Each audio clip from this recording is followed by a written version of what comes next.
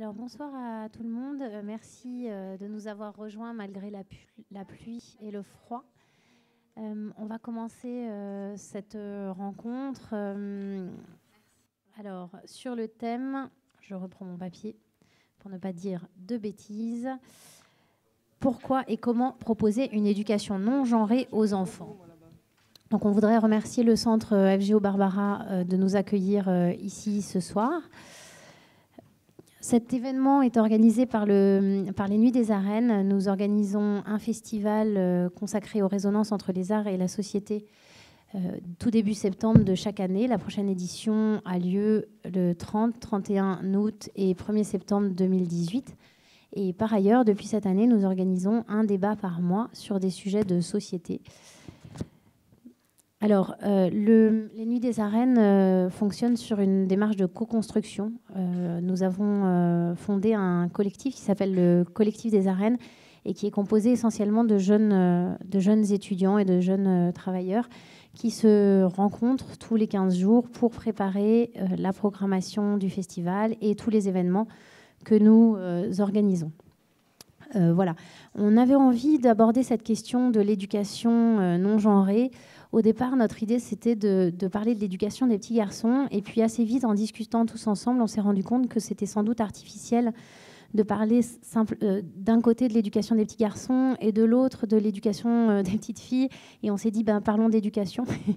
Voilà. Et on avait envie de parler des stéréotypes de genre et on avait envie d'essayer de comprendre un peu de quoi ils retournent et d'essayer de comprendre ce qu'est une éducation, ce que serait une éducation égalitaire entre petites filles et petits garçons, sachant que dans la société, c'est pas si évident pour tout le monde. Et c'est pour ça que nous est venu ce vocable éducation non genrée, dont nous verrons que sans doute chacun peut avoir une définition différentes. Enfin, on va voir si les gens se retrouvent sur des définitions ou si il y a des différences de ce point de vue-là.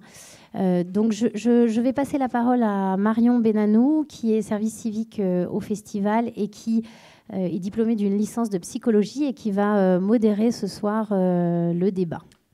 Merci. Du coup, bonsoir. Émilie m'a présenté, du coup. Moi, plus près, tout le monde entend, ça enregistre bien, c'est bon, ok, super. Du coup, je vais présenter nos intervenants. Je les remercie en même temps d'être venus ce soir, malgré les intempéries et les problèmes de transport. Du coup, dans l'ordre, Françoise Vouillot, qui est maîtresse de conférence en psychologie de l'orientation. Ensuite, on a Gaëlle Pasquet, qui est maître de conférence en sociologie. Elisabeth Bramy, qui est psychologue clinicienne et auteure en littérature jeunesse. Et enfin, à ma gauche, Rebecca Mselem, qui est fondatrice des Glorieuses. Voilà pour les présentations. Du coup, dans le cadre des débats qu'on organise avec le collectif des arènes, on a la volonté de donner la parole au public tout au long du débat et dès l'entrée au débat. Donc dès que j'aurai fini ma présentation, vous pourrez prendre la parole. Il suffit de lever la main et de faire signe à Simone. Fais coucou Simone, voilà. Qui vous passera le micro pour prendre la parole. Lors de vos interventions, je vous demanderai de bien parler dans le micro parce qu'on enregistre, de donner votre prénom, voilà, et de respecter l'opinion de chacun, d'être bienveillant dans votre prise de parole. Voilà, et comme ça, tout se passera bien pendant le débat. Est-ce que quelqu'un souhaite intervenir dès maintenant, poser une question ou donner une idée? Bon, du coup, on va commencer. Du coup, comme l'a dit Émilie, le concept d'éducation non genrée n'est pas univoque. Du coup, je propose à nos intervenants de nous donner chacun à leur tour leur conception de l'éducation non genrée. Qui veut commencer? La quoi, pardon? Ta définition de l'éducation non genrée, ce que tu entends par là. C'est, pour moi, une éducation non genrée, c'est juste une éducation finalement égalitaire. Enfin, c'est de faire en sorte que les petites filles et les petits garçons soient... Dans le micro. Ah, ça marche mieux? Ouais, c'est surtout qu'on enregistre. D'accord. C'est une éducation qui fait en sorte de créer dans une génération une société qui soit égalitaire entre les femmes et les hommes Et la notion d'égalitaire, pour moi, est extrêmement fondamentale. C'est exactement ce que j'aurais dit, donc c'est pas la peine que j'en rajoute. Ce que je rajouterais, effectivement, je suis naturellement d'accord, c'est qu'il s'agit d'ouvrir les possibles en fait pour les individus, avec l'idée que finalement, même avant la naissance, on dit toujours qu'au 5e mois de grossesse, à partir du moment où les parents arrivent à projeter le sexe de l'enfant, ils envisagent déjà plus leur éducation de la même manière. Donc c'est ouvrir les possibles pour les individus en faisant attention au processus de différenciation qui serait assigné au sexe et aussi bien évidemment aux inégalités qui peuvent en découler, avec l'idée que le but est non pas de couler tout le monde dans le même moule, mais d'assurer une forme de diversification entre les individus qui ferait qu'après tout, on peut être conforme aux stéréotypes de sexe si on a envie d'être conforme aux stéréotypes de sexe. Mais l'important, c'est de pouvoir, à un moment donné, s'autoriser et même surtout avoir l'idée de s'autoriser quelque chose et non pas rester sur des envies qu'on a l'impression d'être les siennes, mais qui finalement sont complètement conditionnées par une socialisation qui nous a constitués. Oui, dans le terme éducation non genrée, il y a le mot genre. Donc je pense que cette éducation égalitaire, elle devra forcément passer par la déconstruction du genre, c'est-à-dire combattre ce système hiérarchisé de normes, de masculinité et féminité, et qui finalement étiquette tout. Les comportements, les traits psychologiques, les activités, les rôles, etc. Donc pour moi, une éducation non genrée, c'est un outil pour aller vers l'égalité, mais cet outil, il est là pour déconstruire et combattre ce système de normes. Est-ce que quelqu'un va ajouter quelque chose déjà au niveau des intervenants? Est-ce que quelqu'un va intervenir dans le public? Non, très bien. Du coup, je passe à ma deuxième question. Est-ce que vous pouvez nous exposer brièvement les changements qu'il faudrait opérer dans les différents cercles de socialisation, donc la famille, l'école et plus largement la société, pour qu'une éducation non genrée soit réalisable, puisse s'installer en fait? Quels changements il faudrait opérer?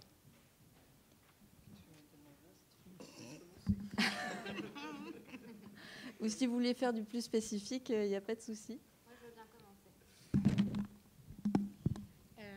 Je pense qu'il y a 1000 choses à faire, et s'il y a par contre un truc sur lequel moi je me bats énormément avec les Glorieuses, c'est le congé paternité, et de faire en sorte d'avoir un congé parental qui soit équivalent pour les deux parents. À partir du moment où il y aura une implication similaire des deux parents dans l'éducation dès le début, dès la naissance de l'enfant, là un changement pourra être opéré, et après effectivement ça va avoir des incidents sur l'égalité salariale, sur le fait qu'il n'y ait pas un parent plutôt qu'un autre qui gagne davantage d'argent, parce qu'effectivement, après c'est mon point de vue personnel, dans l'éducation non genrée, ce qui est important, c'est les parents, quand même. Et effectivement, s'il y a une répartition inégalitaire des tâches à la maison, forcément, il va y avoir une répercussion de ces éléments sur les enfants. C'est un élément de réponse parmi 1000, je pense. Oui, je suis assez dubitative. Je suis tout à fait pour ce que vous préconisez, mais je pense que pour que le français moyen accepte ce que d'autres acceptent et pour lesquels ils se sont battus, c'est-à-dire être considéré comme père au foyer, éventuellement pendant X temps aussi, sans être traité d'homo, on est loin, parce qu'on est quand même dans un pays latin. Et c'est bien avant que ça doit se faire. Pour qu'un jeune père se dise « je vais rester à la maison pour élever le gosse », il ne suffira pas d'une loi ou d'une possibilité de le faire. Il y a plein d'autres choses avant à faire. Et je pense que ça commence, vous parliez du 5e mois de grossesse, je pense que c'est vraiment très tôt qu'il faut commencer à s'occuper de ce genre de choses. Comment on va élever ce garçon, comment on va élever cette fille, et quelle couleur on va coller dans la chambre. Et toutes ces âneries qui se perpétuent malgré tout ce qu'on a essayé de faire et de dire depuis de très très longues années. Parce que, je suis peut-être plus âgée que vous, mais je suis de celles qui ont vu quand même dans les années 70 des choses croyait-on, allait bouger. Et on est à peu près dans le même merdier. Enfin, il n'y a pas grand-chose qui a changé. Je peux juste dire, quand même, qu'il y a plus de pères devant les écoles pour récupérer les mômes. Mais en rigolant, dans ma petite tête, je me dis des fois, bah, c'est normal, il est divorcé, il faut bien qu'il s'en occupe. Je ne suis pas sûre que les pères y aillent parce que c'est comme ça un partage. C'est quoi que vous pensez qui allait changer dans les années 70 et qui a pas changé ? Écoutez, on pensait... Alors, dans les années 70, quand je faisais mes études de psycho, pour gagner un peu de pognon, je faisais des enquêtes à François et à elle. Et il y a eu un grand combat, un grand débat sur la condition des femmes.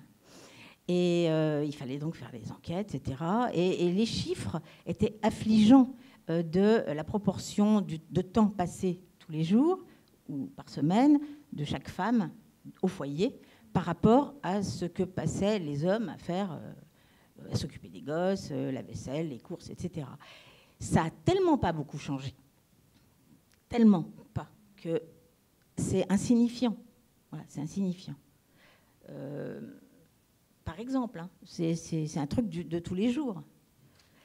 Il y a autre chose qui m'afflige énormément. Moi qui fais des bouquins de jeunesse pour les gosses, etc., j'essaye de croire que les 0-10 ans vont peut-être piger quelque chose, mais c'est peut-être une grande illusion. Il faut bien avoir une illusion quand on se réveille le matin.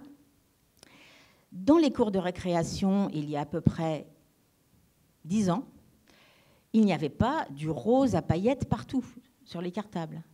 L'invasion Barbie, l'invasion des petites Lolitas, et alors par qui elles ont été fabriquées, à la fois par leur mère, on a parlé de ces mères, et à la fois par la société de consommation, m'afflige énormément. C'est-à-dire qu'on est retombé dans des trucs impossibles qu'on avait arrêté de faire. Dans les maisons d'édition, je connais des éditrices qui rougissent d'avoir à le faire, mais il y a des collections pour les filles et pour les gars. On était à la rose et à la verte dans les années 50. On avait laissé tomber ça grâce à peut-être 68, j'en sais rien, ou un peu avant ou un peu après. Tout à coup, on se retrouve dans la même configuration. C'est-à-dire que j'ai l'impression que non seulement on n'avance pas, mais on fait marche arrière vers le Moyen-Âge, sans compter la religion qui a mis le paquet, toutes les religions, et qui nous font régresser et qui n'aident rien. Enfin voilà, je ne suis pas du tout optimiste. Excusez-moi, je vais essayer de ne pas plomber l'atmosphère.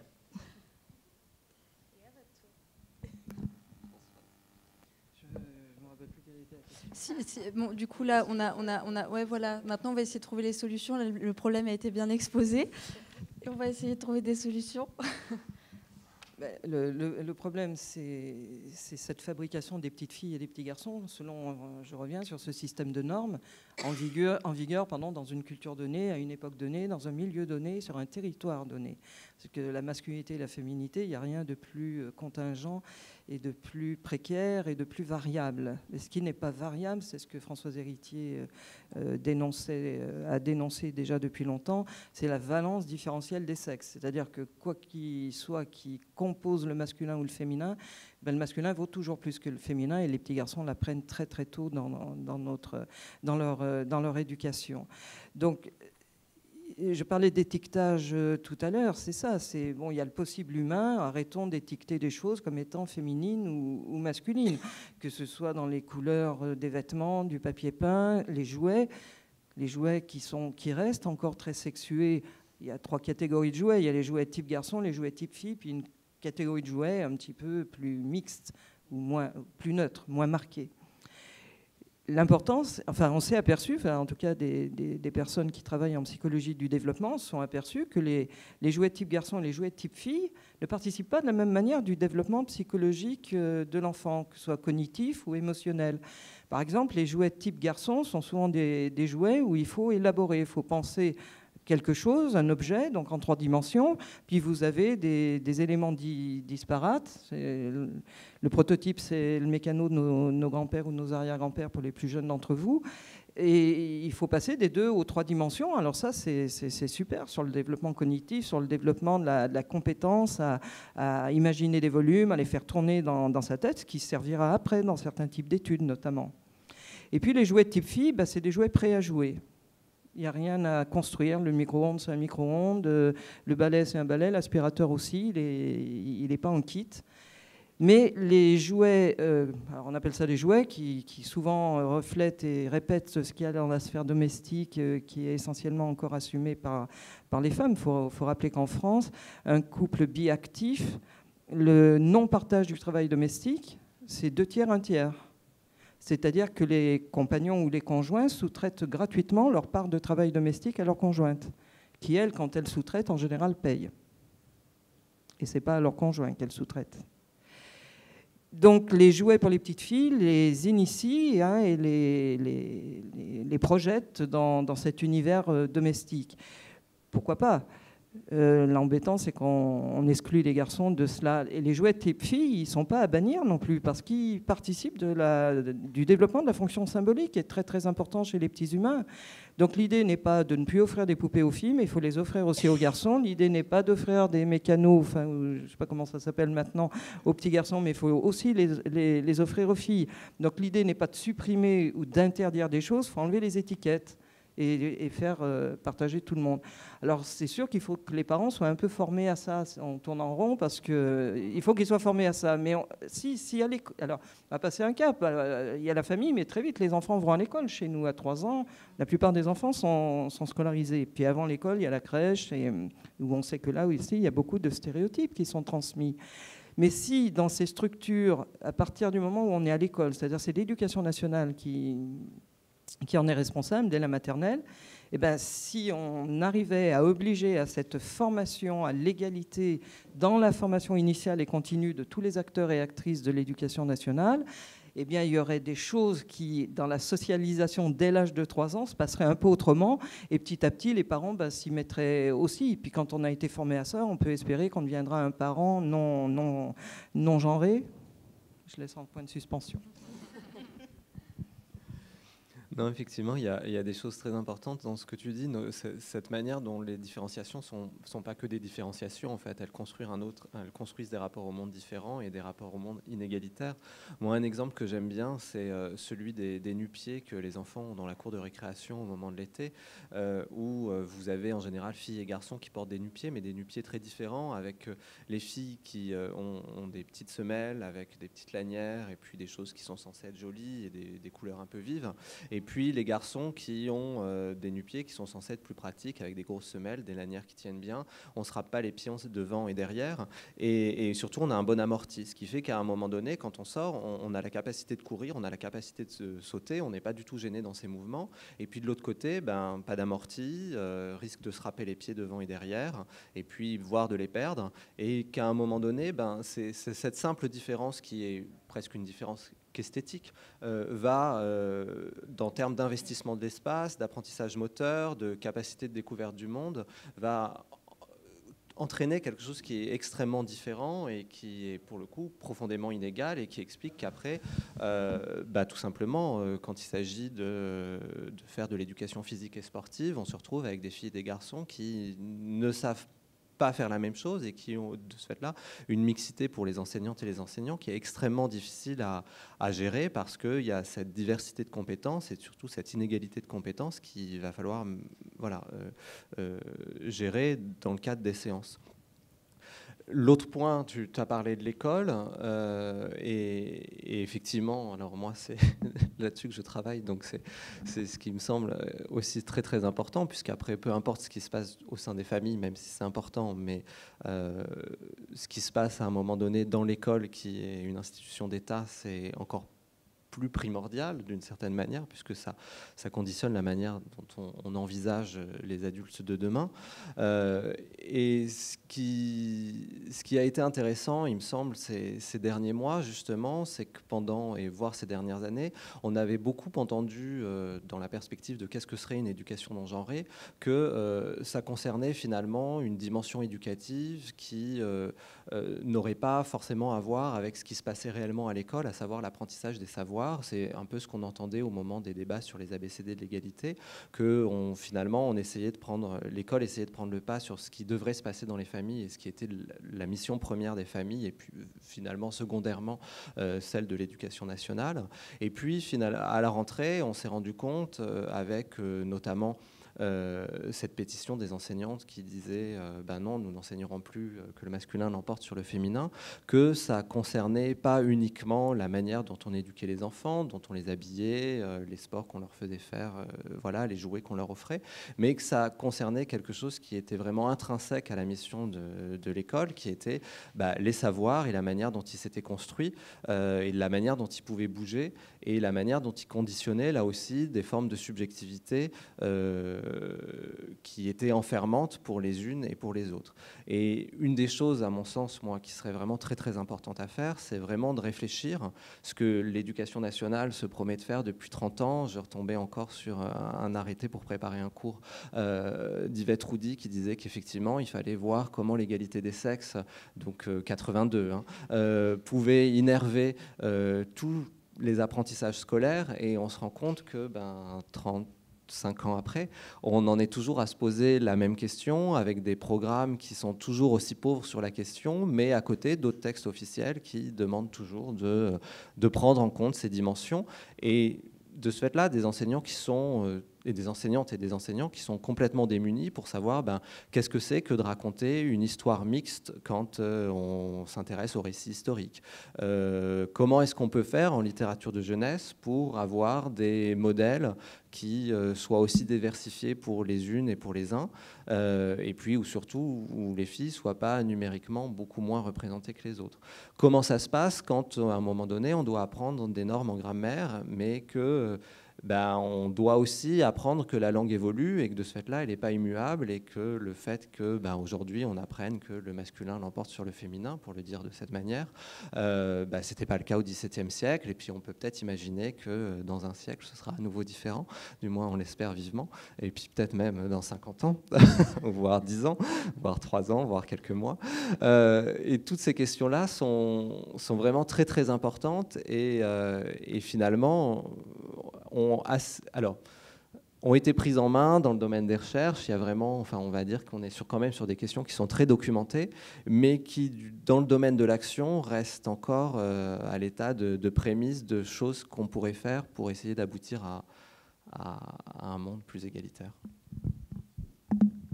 J'ai sous les yeux quelques citations parce que ça fait des années. La première fois que ça m'a pris, c'était en 95. J'ai sorti le dico des filles, le dico des garçons chez Hachette. Et je pensais être utile à quelque chose. Voilà, les années ont passé, j'ai l'impression que j'ai étudié à pas grand-chose. C'est avec ces préfaces à ces 2 bouquins que dernièrement, ces 2-3 dernières années, je ne suis pas venue pour vendre ma salade du tout, mais c'est pour vous parler aussi de l'école, parce que j'y vais beaucoup. Donc, j'ai sorti Déclaration des droits des garçons, Déclaration des droits des filles, et puis j'ai fait les papas et les mamans, parce qu'effectivement, ils ont le droit de rester à la maison, s'occuper des bébés, etc. Tout est là-dedans. Pourquoi je me suis occupée de ça ? Je me suis occupée de ça parce que, comme je vous le disais, dans les années fin 70, 80, on pensait que les choses allaient bouger. Et puisqu'on parle de la langue, des mots, de ce que ça véhicule, je pense que c'est hyper important de retrouver, par exemple, cette citation sortie du Sexisme ordinaire, qui est paru au Seuil en 79. Tambour, 2 points, mot éminemment sexué, qui désigne aux petits garçons l'objet qu'ils frapperont pour annoncer leur guerre, et aux petites filles ce dans quoi elles regarderont tourner leur linge et celui des petits garçons. Bon, évidemment, ça ne manque pas d'humour. C'était un peu ça, l'esprit à l'époque. Un peu après, il y a Christiane Rochefort, qui est un écrivain qu'on ne lit plus, mais on a tort, parce que c'était quand même vachement bien, qui disait cette chose. Je me demande combien de femmes sont restées en contemplation devant la machine à laver, j'ai fait exprès de vous trouver une citation adéquate, assises, fumant une cigarette, sans rien faire, sans en foutre une broque, nom de Dieu, contemplant le miracle, la fin des millénaires des femmes lavant. Constatant comme c'est simple et bête au fond le fonctionnement de ce truc, il suffisait d'y penser. Pourquoi nous, on n'y a pas pensé ? Parce qu'on était trop occupés à laver. C'est vachement bien. C'est ça. C'est cet abrutissement du quotidien qui fait que dans les jeux, les petites filles n'ont pas à penser. On les fait simplement imaginer leur avenir avec des trucs, enfin des miniatures de la vie quotidienne, épicerie, laverie, et trucs, voilà. Et les garçons, effectivement, je me souviens d'un numéro de Télérama, j'ai ça quelque part là-dedans, mais je ne vais pas vous embêter, où il parlait du rapport des petits garçons et des petites filles sur la plage et du rapport rien au sable. Et il concluait, je ne sais même pas s'ils étaient ironiques ou pas, mais enfin, ça en disait long, et ça en dit toujours long, que les petites filles faisaient des pâtés et que les gars, ils échafaudaient des châteaux. C'est plusieurs architectes, bien évidemment. Donc, vous voyez le boulot qu'il y a à faire. Et c'était dans les années 70, 80, 90, le Télérama. J'ai l'impression que c'est très lent. Et c'est beaucoup plus insidieux. Si on voyait les choses, par exemple, le masculin l'emporte sur le féminin, ça donne des boutons à tout le monde. Moi, quand j'étais môme, je l'ai entendu. Bon, voilà, c'est des choses qui faisaient rigoler. Et en même temps, comment dire, on se disait qu'on allait s'en sortir malgré ça. Quand on demandait à Christiane Rochefort, quand vous étiez petite, est-ce que vous pensiez être écrivain? Elle disait... comment aurais-je pu imaginer être quelque chose qui n'avait pas de masculin? Bon, voilà. C'est une façon de se projeter. Alors, quand je parle de trucs insidieux, c'est que j'ai sorti un bouquin, je vais vous parler de ce truc qui s'appelle Le Zizi des mots. Il y a le 2 qui est sorti il n'y a pas longtemps. Dans Le Zizi des mots, un jour, je me suis aperçue, puisque j'étais un peu à l'affût de... essayer de faire des personnages de filles dans les bouquins, essayer de faire que les gars aient le droit de pleurer dans mes bouquins. Il y en a un qui s'appelle « Les garçons se cachent pour pleurer », carrément, pour que ce soit au moins sur la couverture. Et un jour, en regardant ma bague, là, j'ai pensé chevalière, et je ne sais pas ce qui m'a pris, ça c'est mon inconscient qui travaille, et tant mieux pour lui, chevalier. Et tout à coup, j'ai été confrontée à ce truc. Chevalière, c'est un objet. Chevalier, c'était un mec. Voilà. Et je me suis posé la question de savoir s'il y en avait d'autres dans le genre. C'est le cas de le dire. Et j'ai été épouvantée de faire la liste de tous ces mots, qui sont d'un côté au féminin des objets, des machins, et au masculin des humains, des êtres humains. Voilà. Alors, je peux vous en donner 2, 3 comme ça, rapidement, vous allez voir. C'est tout bête, tout simple. Ça se promène dans notre langue, qui est sexuée et sexiste totale. Et les gosses, quand je vais dans les écoles, sont stupéfaits. Les instituts aussi, parce qu'elles elles se sont même pas rendues compte, et vous non plus peut-être d'ailleurs. Et c'est une véritable surprise. Voilà. Par exemple, un chauffeur, une chauffeuse. C'est tout simple, mais il n'y a même pas besoin de commentaire. J'ai trouvé l'illustrateur idéal et puis tout va bien, quoi. Un Charentais, une Charentaise. Alors, vous pourrez me dire, oui, mais une Charentaise, c'est aussi une bonne femme qui habite dans les Charentes. Mais, comme par hasard, quand on est du côté masculin, ça n'est jamais autre chose que l'homme.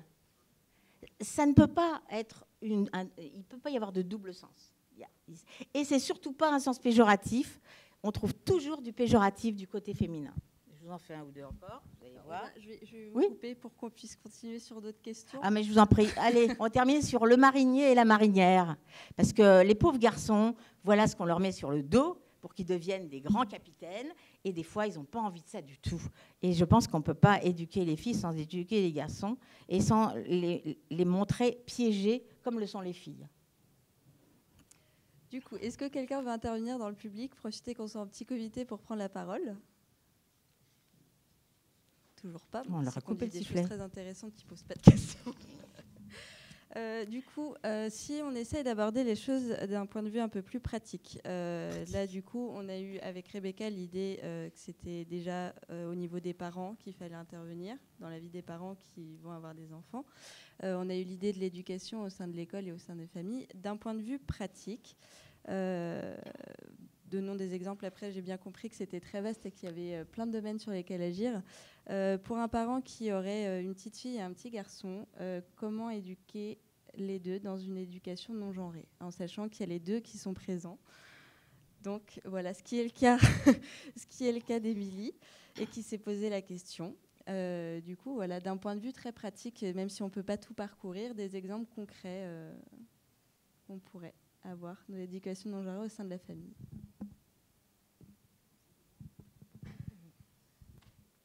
Avant pas du tout de répondre, mais peut-être de participer à la question qui vient d'être posée, je suis vraisemblablement de la même génération que vous et je ne partage pas votre pessimisme, même si je trouve que c'est long, que c'est lent, qu'il y a 35 ans, on racontait déjà qu'il fallait détruire les stéréotypes. Sans doute qu'on s'y est mal pris. Je pense par exemple qu'il y a quelques années, ce débat n'aurait pas eu lieu. On n'aurait même pas évoqué la notion d'éducation non genrée. Enfin, il y a quand même des mots, des concepts. Le genre est un concept qui devient un viatique, qui devient un moyen de communiquer entre nous, d'échanger, et pas seulement entre guillemets des soi-disant spécialistes de la question. Si j'en veux pour preuve ce qu'on entend sur les radios quasiment maintenant quotidiennement, il n'y a pas un jour où on ne va pas évoquer d'une manière ou d'une autre les inégalités de sexe. Alors après, comment on en parle, mais non, il y a des choses qui ont bougé, y compris les mouvements auxquels on a assisté ces derniers mois. Tout ce débat aussi sur la question de l'usage du masculin et du féminin dans la langue française. Ça a permis à des personnes de se poser des questions là où elles ne s'en posaient pas et de se dire que finalement le langage est peut-être beaucoup plus important qu'on ne le pensait. Donc bien sûr que c'est trop lent, bien sûr que c'est trop long, que c'est jamais gagné d'avance. Je partage parfaitement votre point de vue là-dessus, mais de dire si, moi je reste optimiste parce que sinon c'est plus possible, quoi. Je veux dire, c'est même pas la peine de se déplacer sous la pluie ici le soir pour parler de ça si on n'y croit pas, si on ne croit pas qu'on va continuer à avancer. Le problème, pourquoi c'est long, c'est lent, etc. Il faut quand même se demander pourquoi ça ne bouge pas tant que ça. Alors c'est vrai que sur les autres sources de discrimination et d'inégalité, on ne peut pas dire non plus qu'il y a eu des chamboulements terribles qui font qu'il n'y a plus d'inégalité liée à la classe sociale, d'inégalité liée à la couleur de la peau, d'inégalité liée aux questions sexuelles, etc., etc. Donc, ce n'est pas seulement sur celle-ci. Mais sur celle-ci, il y a quand même quelque chose d'embêtant, c'est que, comme disait Nicole Mosconi, grande chercheuse en sciences de l'éducation sur ces questions-là, pionnière en France, il n'y a pas de demande sociale. Il n'y a pas de demande sociale. Et pourquoi il n'y a pas de demande sociale, en tout cas très faible? Parce que les différences entre les garçons et les filles... Moi, je suis spécialiste des questions d'orientation. Je suis bien placé pour voir, entendre, de la part des parents, des jeunes, des profs, des professionnels de l'orientation, qu'au fond, cette division sexuée de l'orientation qui est toujours extrêmement prégnante, elle est simplement l'expression, je mets des guillemets, je me cite moi-même, la normale des différences supposées naturelles entre les garçons et les filles. Donc on ne voit pas ce qu'il y a à revendiquer. Un jour, un enseignant m'a dit, mais il y a quelqu'un qui se plaint? Ben oui, c'est vrai que non, personne ne se plaint de cela. Et l'orientation, elle est le catalyseur, le fruit, le précipité, comme vous voulez, de toute cette éducation genrée depuis l'échographie du 5e mois de grossesse. Donc, la question était, concrètement, comment on fait? C'est ça, concrètement, comment on fait? Je ne sais pas, je pense moi, je ne suis pas là pour donner des conseils et encore moins des prescriptions, mais il me semble qu'on a évoqué quelques pistes tout à l'heure. À travers les jouets, oui, si on a des petits garçons et des petites filles, on évite de leur dire que ça, c'est pas pour les petits garçons, que ça, c'est pas pour les petites filles. Puis on se bagarre pour que sa petite fille et son petit garçon, ils aient droit à toute la panoplie des jouets. Et oui, il faut se bagarrer un peu avec l'environnement aussi pour exiger qu'on n'impose pas cette sexuation aux anniversaires et à Noël. Après, il y a la couleur, vous avez évoqué, c'est vrai, pour les plus anciennes d'entre nous, le rose est une question, est vraiment très, très récent. Fait partie d'une génération, on n'était pas habillé en rose du tout. Donc on évite ça aussi, hein, ça se boycotte, hein, le rose, il faut chercher un peu. La littérature jeunesse qui a déjà été largement évoquée, c'est vrai, c'est un peu plus difficile, mais c'est vrai qu'il y a les éditions Talent Haut et autres, on peut trouver des ouvrages littérature jeunesse qui ne reflètent pas, qui ne transmettent pas tous ces stéréotypes de sexe et ces normes de masculinité, féminité. Donc j'ai envie de dire, il faut se prendre par la main, puis c'est pas si compliqué que ça, à imaginer ce qu'on pourrait faire. Ça ne demande pas d'avoir fait des grandes études, c'est simplement être capable de repérer ce qui est stéréotypé et au fond, est-ce que je suis capable de légitimer que j'éduque ma petite fille comme ça et mon petit garçon comme ça, c'est-à-dire à la fois de manière différente, mais inégalitaire. Ce que Gaël Pasquier disait tout à l'heure est tout à fait vrai. La manière d'habiller les filles, la manière de les éduquer, on ne les expose pas du tout aux mêmes expériences physiques d'abord, psychomotrices. C'est très important dans le développement d'un enfant, ça commence par là. Et puis les neurobiologistes, ils nous ont quand même bien expliqué qu'à la naissance, le cerveau, il n'y a que 10% des connexions neuronales qui sont présentes sur le million de milliards de connexions. Donc le cerveau, il se fabrique dès la naissance sous l'influence des interactions et des expériences, des apprentissages auxquels on va être soumis. Et comme on ne soumet pas les petits garçons et les petites filles à peu près aux mêmes expériences, ils ne vont pas développer les mêmes connexions neuronales, c'est-à-dire qu'ils ne vont pas se spécialiser de la même manière. À force d'envoyer le ballon dans les pieds des garçons, ça fait qu'il y a des connexions neuronales qui vont coordonner la vision et la motricité des membres inférieurs, qui ne sont pas les mêmes que celles entre la vision et la motricité des membres antérieurs. Parce qu'aux petites filles, on leur lance plutôt le ballon dans les bras. C'est des exemples. Il n'y a qu'à faire attention à ça. Non, je ne sais pas.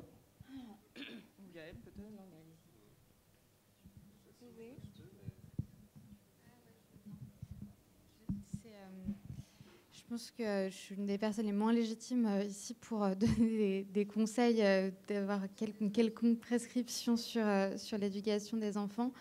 Mais il y a un bouquin que j'ai lu assez récemment, que j'ai vraiment adoré, qui est un livre de l'auteure nigériane Chimamanda Ngozi Adichie, qui s'appelle Cher Ijawele. Et c'est des conseils qu'elle donne à une amie qui vient d'avoir une petite fille, qui lui demande je sais pas quoi faire, je sais pas quoi dire, donne-moi des conseils. Et je crois qu'elle donne 8 conseils à peu près pour éduquer cette petite fille. Mais en fait, c'est des conseils qui peuvent être tout autant appliqués aussi à des garçons. Et donc elle dit parle-lui de sexualité extrêmement tôt. Il n'y a pas de honte à parler de sexualité aux enfants. Parle-lui de consentement. La notion de consentement doit être transmise par les parents, si ce n'est pas le cas dans le cercle de l'école. En tout cas, ça doit être discuté dans le cercle familial. Il y a un autre truc extrêmement intéressant, c'est d'obliger les enfants à faire du sport, que ce soit des filles ou des garçons.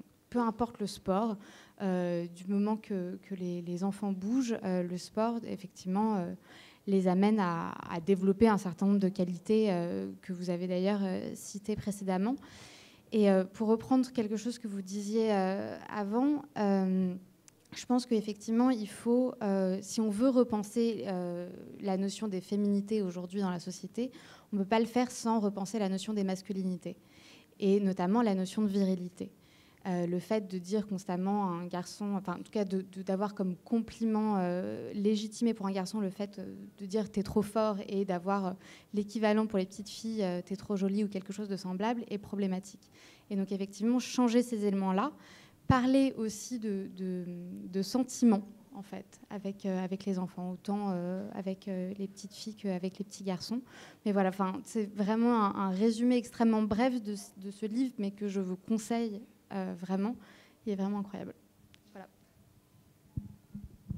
Je voulais vous présenter cette affiche, et justement vous citiez Talent Haut. C'est vrai que c'est tout simple, mais c'est cette simplicité qu'on n'arrive pas à atteindre. Et c'est ça qui me désole un peu. Parce que quand j'avais sorti mes bouquins en 95, j'avais eu plein de presse, j'ai retrouvé des trucs pour savoir comment ça avait été pris. Par exemple... voilà, par exemple, cette titresse, c'était dans La Croix, j'avais un papier, une page entière. À chacun son dico pour mieux sentir les différences en sortant des clichés idiots. Voilà. Et on est en 96, quoi. Et on en est toujours dans les clichés idiots. Et moi, je suis obligée de faire ce que je n'imaginais pas, des bouquins à partir je piétine, enfin, je continue, et je sors maintenant des choses évidemment plus simples, des vraies synthèses qui donnent le droit, par exemple, le droit de choisir, les garçons comme les filles, le droit de choisir le métier elles veulent, le droit d'aimer qui elles préfèrent, le droit de réussir en maths comme en français, le droit de jouer à tous les jeux possibles, le droit de porter toutes les couleurs du monde. Voilà, c'est quand même le b.a.-ba.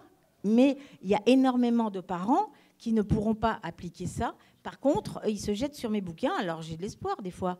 Et les gosses aussi. Et je me dis que les gosses, peut-être, feront avancer quelque chose.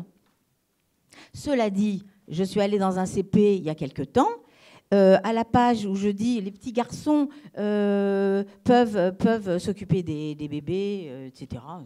Le gosse, il a dit Burke. Voilà, il a dit Burke. On a passé quand même un quart d'heure à expliquer où était ce Burke. Qu'est-ce que c'était que pour lui ce Burke? Et ce Burke, c'était oh ben non, c'est dégoûtant. J'ai dit mais quand tu seras papa, alors comment tu feras? Ah non, mais c'est ma femme qui s'en occupera. Et ainsi de suite. Et quand vous voyez un gosse de 6 ans dire ça, vous sortez de la classe, vous dites bon, bah, c'est foutu, quoi. Enfin, voilà. Essayons de faire un autre bouquin, mais c'est compliqué d'entendre des réactions d'enfants de 6 ans. De la même façon, vous parliez du racisme, etc., qui est derrière aussi, qui n'a pratiquement pas bougé. J'ai été bosser pour la LICRA dans une classe de Lille, une môme de 7 ans. Je passe dans les rangs avec un prince charmant noir qui emmène sur son cheval la Blanche-Neige qui vient de bécoter. Là, il paraît maintenant c'est interdit. C'est une scène qui ne peut plus être... qui n'est pas supportable par certaines femmes. Et alors, elle dit Burke aussi. Le Burke, dans tous les cas, il est effondrant. Quand on essaye d'expliquer ou de venir en disant aux gosses, le monde est comme il est, mais peut-être qu'il pourrait être mieux si vous faisiez quelque chose. N'attendez peut-être pas que les adultes vous disent des choses. Allez directement dans les bouquins, quoi. C'est peut-être complètement prétentieux de ma part, mais mon espoir, il réside là. Voilà, il réside là. Venir parler aux adultes, je le fais au compte-gouttes. Parce que j'ai plus d'espoir de ce côté-là. Parce que je sais très bien, comme vous le savez vous-même, qu'à la naissance, ou dès les premières heures, un père ne tient pas son fils, sur le plan des gestuels, on le sait, on l'a vu, on l'a filmé, on l'a travaillé, comme une fille. Et que la fille, on la glorifiera d'être peinarde et de ne pas broncher et de rester posée sur ses fesses et de faire la jolie. Et vos histoires de sandales, c'est le résultat. Ce n'est pas du tout le début, c'est le résultat. C'est-à-dire que les sandales des filles sont faites exprès, comme les Chinoises avaient les pieds petits pour faire joli. Vous voyez, j'irai jusque-là. C'est fait exprès pour qu'elles ne bougent pas, pour qu'elles se prennent les pieds, pour faire les jolies. Voilà. Surtout pas pour prendre leurs pieds. Ça, c'est sûr. Peut-être effectivement qu'il y a... C'est à la fois très simple et très compliqué parce qu'il y a des gestes que tu as dit, Françoise, et qui sont très justes sur effectivement ce qu'on propose aux enfants. Et puis, en même temps, on est aussi sous l'emprise du genre. Hein, c'est Elena Lovi qui disait ça, c'est-à-dire que finalement, ça marque nos consciences. Et qu'on est obligé en permanence de s'auto-surveiller en essayant de détecter en soi des choses qui sont très subtiles mais qui font qu'on fait des différences malgré soi et même la plupart du temps sans le savoir et sans pouvoir s'en rendre compte. C'est vrai chez les enseignants. Et les enseignants, quand ils interrogent leurs élèves, c'est-à-dire qu'ils ne les interrogent pas au même moment, ils ne les interrogent pas non plus de la même, enfin, quantitativement de la même manière et ainsi de suite, même si ça s'améliore. En tout cas, dans le premier degré, on n'est pas encore à 50% d'interaction, mais on est encore à 55-45% pour les filles, 55% pour les garçons. Avec des enseignantes et des enseignants dans les recherches les plus récentes qui attribuent la parole de manière égalitaire, mais comme il y a encore beaucoup plus de prise de parole spontanée des garçons, ça explique et qui sont acceptés par l'adulte. Ça explique ce différentiel. Et ces choses qui sont très subtiles et qu'on ne voit pas, mais qui rythment notre quotidien un millier de fois par jour, on les retrouve aussi dans les familles. C'est-à-dire que, oui, les expériences sur les nourrissons montrent que quand on teste leur capacité motrice, filles et garçons, avec des filles et des garçons qui ont à peu près les mêmes capacités motrices, et qu'on demande aux mères, mais j'imagine que ce serait la même chose si on demandait aux pères, d'incliner un plan pour voir de manière adaptée à ses capacités motrices, et le plan est moins incliné pour les filles. Enfin, les mères inclinent moins le plan pour les filles et l'inclinent plus pour les garçons. Et en règle générale, on encourage davantage les garçons à la prise de risque que les filles qui sont toujours rendues très attentives aux dangers qu'elles peuvent risquer. Et puis, ça se poursuit quand on emmène les enfants au musée et où là, on ne leur propose pas non plus les mêmes interactions en nombre, mais aussi en qualité, c'est-à-dire que les garçons ont beaucoup plus d'informations qui leur sont données, beaucoup plus d'analogies qui sont faites par rapport à des choses qu'ils connaissent au quotidien. Et enfin, je pense qu'aucun parent, dans l'absolu, a envie de proposer consciemment ces expériences différentes à ses enfants, et donc à un moment donné, c'est sur ça qu'il faut travailler, voilà, j'ai l'impression de faire la même chose, mais est-ce que je fais vraiment la même chose? Et puis peut-être aussi parfois compenser, sachant que dans une famille, on n'est jamais dans un îlot, hein. On a les beaux-parents, on a les frères et les beaux-frères et les belles-sœurs, on a aussi les amis qui font des cadeaux, qui proposent quelque chose, qui invitent les enfants, et de ce fait-là, forcément, même si on essaye de proposer quelque chose de très égalitaire au sein du foyer, on a toutes les chances de supposer qu'entre les médias, l'entourage et ainsi de suite, les enfants ne feront pas les mêmes expériences. Donc peut-être qu'à certains moments, ça vaut la peine d'essayer de compenser dans un sens plutôt que dans l'autre, en se disant, sur tout ce qui est expression des émotions du côté des garçons, sur tout ce qui est prise de risque du côté des filles, il y a peut-être là quelque chose à travailler un peu plus intensément pour permettre aux enfants de réellement faire les mêmes acquisitions et les mêmes apprentissages. Oui, Simone, s'il te plaît.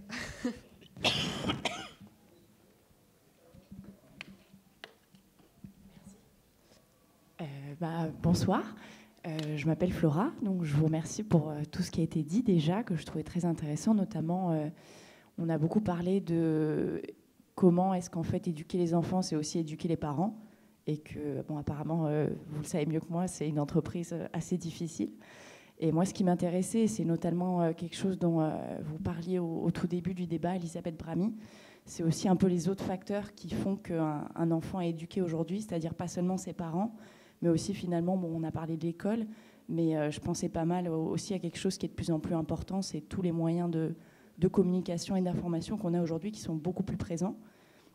Et je me disais, finalement, comment est-ce qu'on fait si moi, par exemple, ce qui n'est pas le cas, mais on imagine, je suis une jeune mère, je suis très sensibilisée à la question du genre, mon compagnon me soutient totalement dans cette démarche, et au final, je vais éduquer ma fille dans cette démarche-là. Comment est-ce que je vais faire pour lui faire prendre finalement du recul par rapport à ce qui peut...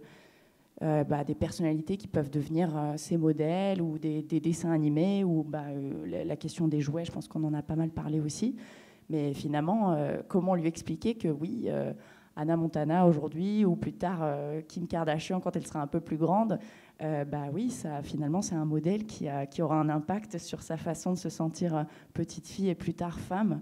Comment est-ce que je peux traduire ça sans lui parler de l'oppression, de génération, Enfin, voilà, concrètement, ça m'a interpellée. Je ne sais pas si vous avez déjà eu cette question au sein de vos recherches ou votre travail. Je crois qu'on envisage les choses de manière parfois un peu trop compliquée. C'est Sénèque qui disait « c'est pas parce que les choses sont difficiles que nous n'osons pas, c'est parce que nous n'osons pas qu'elles sont difficiles ».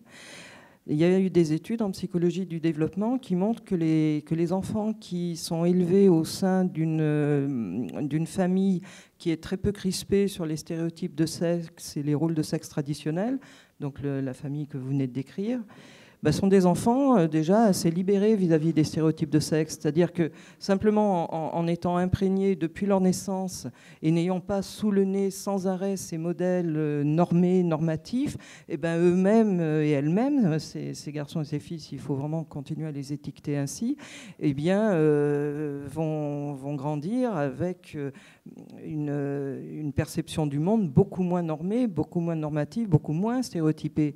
Donc ces enfants vont développer des regards critiques justement sur ce qui leur est proposé et qui est très normé et très stéréotypé. Et puis il y a la communication, puisque vous en avez parlé, c'est-à-dire d'échanger avec l'enfant.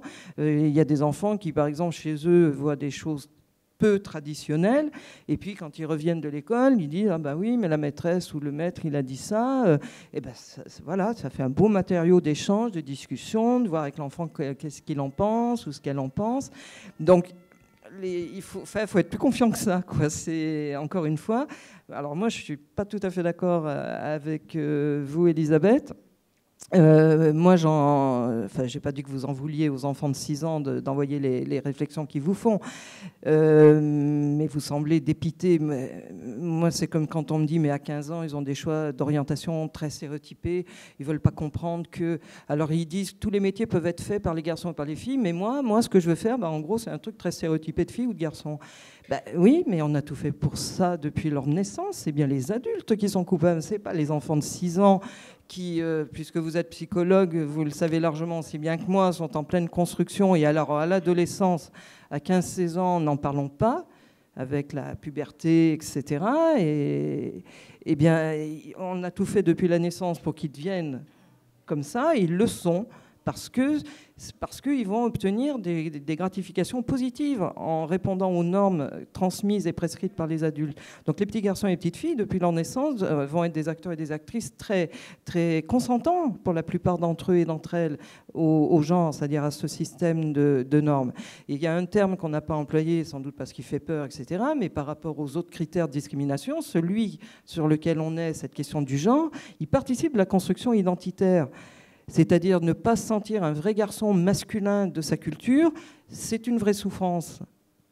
Ne pas se sentir une fille féminine de sa culture, ça peut être aussi une vraie souffrance. Donc les gamins et les gamines se construisent avec le genre parce que c'est une forme de sécurité identitaire, de confort identitaire. C'est pour ça qu'il y a autant de résistance. Je relisais, je pense que tu faisais tout à l'heure allusion à l'article de l'enquête ELF là, sur les parents qui attendent leur second enfant et qui veulent connaître le sexe du bébé à venir au 5e mois de la grossesse. Et je regardais avant de venir à ce débat les extraits d'un web documentaire qui s'appelle L'école du genre, qu'on peut vous conseiller d'aller voir. Et j'ai revu ces parties sur les parents avant la naissance et juste qui ont ce discours complètement décalé, c'est-à-dire des parents qui ont totalement conscience des normes, qui ont totalement conscience de ces stéréotypes, qui les trouvent pas très légitimes, etc., et qui ne peuvent pas s'empêcher. C'est même assez touchant parce qu'ils finissent par le confier, le confesser devant la caméra, quoi. Et oui, malgré tout, on a quand même du mal. On a du mal parce que on a peur de ne pas proposer à l'enfant une construction identitaire épanouie et que cette construction identitaire épanouie, elle passerait quand même par ce respect des normes en vigueur. Moi, souvent, j'ai des étudiants et des étudiantes qui viennent me voir en me disant « mais c'est cette question qui ressurgit. Mais un, comment faire? Et puis deux, c'est admettons, mon petit garçon, il a envie de porter des robes, etc. Je l'envoie à l'école. Alors, on nous envoie ça à la figure. Je l'envoie à l'école en robe et il va se passer quoi? Non, c'est sûr que pour l'instant, l'envoyer en robe comme ça, sans parachute, c'est certainement un petit peu dangereux pour lui dans l'état actuel encore des mentalités, comme on dit parfois. Mais il y a des choses qui peuvent se négocier, qui peuvent aussi se négocier avec les partenaires de l'école. Alors, entre ne rien faire et envoyer son petit garçon en petite jupe plissée à l'école, il y a toute une marge de progression. Je pense qu'on doit pouvoir la trouver au fur et à mesure. La semaine dernière, j'étais dans une classe à Argenteuil et l'instit me dit qu'elle est hyper malheureuse parce qu'elle a pas. J'y allais pour mes bouquins parce qu'il y a un petit garçon et elle me le montre, un adorable. C'était un CE1, donc ils ont 7 ans, 7-8 ans, CE1, CE2. Ce garçon avait les cheveux aux épaules. Il avait les cheveux longs depuis le début de l'année. Vous voyez, on est en février. Et en fait, il se les a fait couper parce que tous les gens de la cour de récré se foutaient de lui. Et la maîtresse a eu beau faire avec les parents. C'était tellement impossible que le gosse s'est fait raboter les cheveux, quoi. Et elle en était mortifiée. Maintenant, il était très mignon comme ça aussi, évidemment. Mais oui, le coup de la robe, on n'y est pas. Parce que c'est plutôt essayer d'être conforme, de disparaître. Et oui, et moi je pense, pour répondre à votre question, d'abord je pense que c'est l'exemple qui prime. Et c'est évidemment ce qu'on va se dire et comment on va parler les choses. Quand on regarde des choses à la télé avec un gosse, on a des réflexions, on lit pas n'importe quoi. Bon, il y a tout un bain, quoi, pour l'enfant. Mais c'est l'exemple qui prime. C'est ce que vous allez dégager, c'est le couple, comment fonctionne le couple. Ça sert en fait, parfois les paroles, en tout cas les je dois, tu dois et il doit, ça sert à rien. Ça ne sert à rien. C'est bien sur une affiche, oui, on rêverait que ça s'applique. Mais c'est ce que les parents font. Et il y a toutes sortes de choses. Là, je me promène des fois avec ce truc-là qui est Paris-Môme. C'est un vieux Paris-Môme. Parce qu'un jour, que je devais travailler sur la question filles-garçons, je me suis dit, mais c'est incroyable, Paris-Môme. Regardez, est-ce que vous voyez un peu la photo? Alors, il y a un petit gars et une petite fille. Mais regardez la position. C'est-à-dire que dans le métro, tous les jours, et dans les bus, vous voyez exactement ça chez les adultes. C'est typique. Alors, est-ce que ça ne serait pas... vous cherchez des solutions qui ne sont pas compliquées. Moi, je pense qu'on pourrait apprendre aux petits gars à serrer un peu les jambes. Je ne dis pas que les filles devraient ouvrir leur guibole. Mais je trouve qu'il y a quelque chose à se poser comme question, rien que là-dessus. Les mecs, dans les bus, ils prennent toute la place. Ils sont... Voilà. Ils s'étalent. Le monde est à eux. Et nous, on est recroquevillés. Et ce n'est pas la question de la fragilité de notre sexe. Parce que nous, les femmes, au contraire, quelque part, on est vachement mieux camouflés. C'est vous qui devriez avoir peur pour vos parties trucs qui sont hyper fragiles. Et ben non, vous les étalez et vous prenez la place d'à côté de... Non, mais c'est quand même fou. Voilà. On peut peut-être apprendre aux petits gars à se tenir autrement. Ou alors, il faut réfléchir à ça. Oui, qu'est-ce que vous en pensez, vous?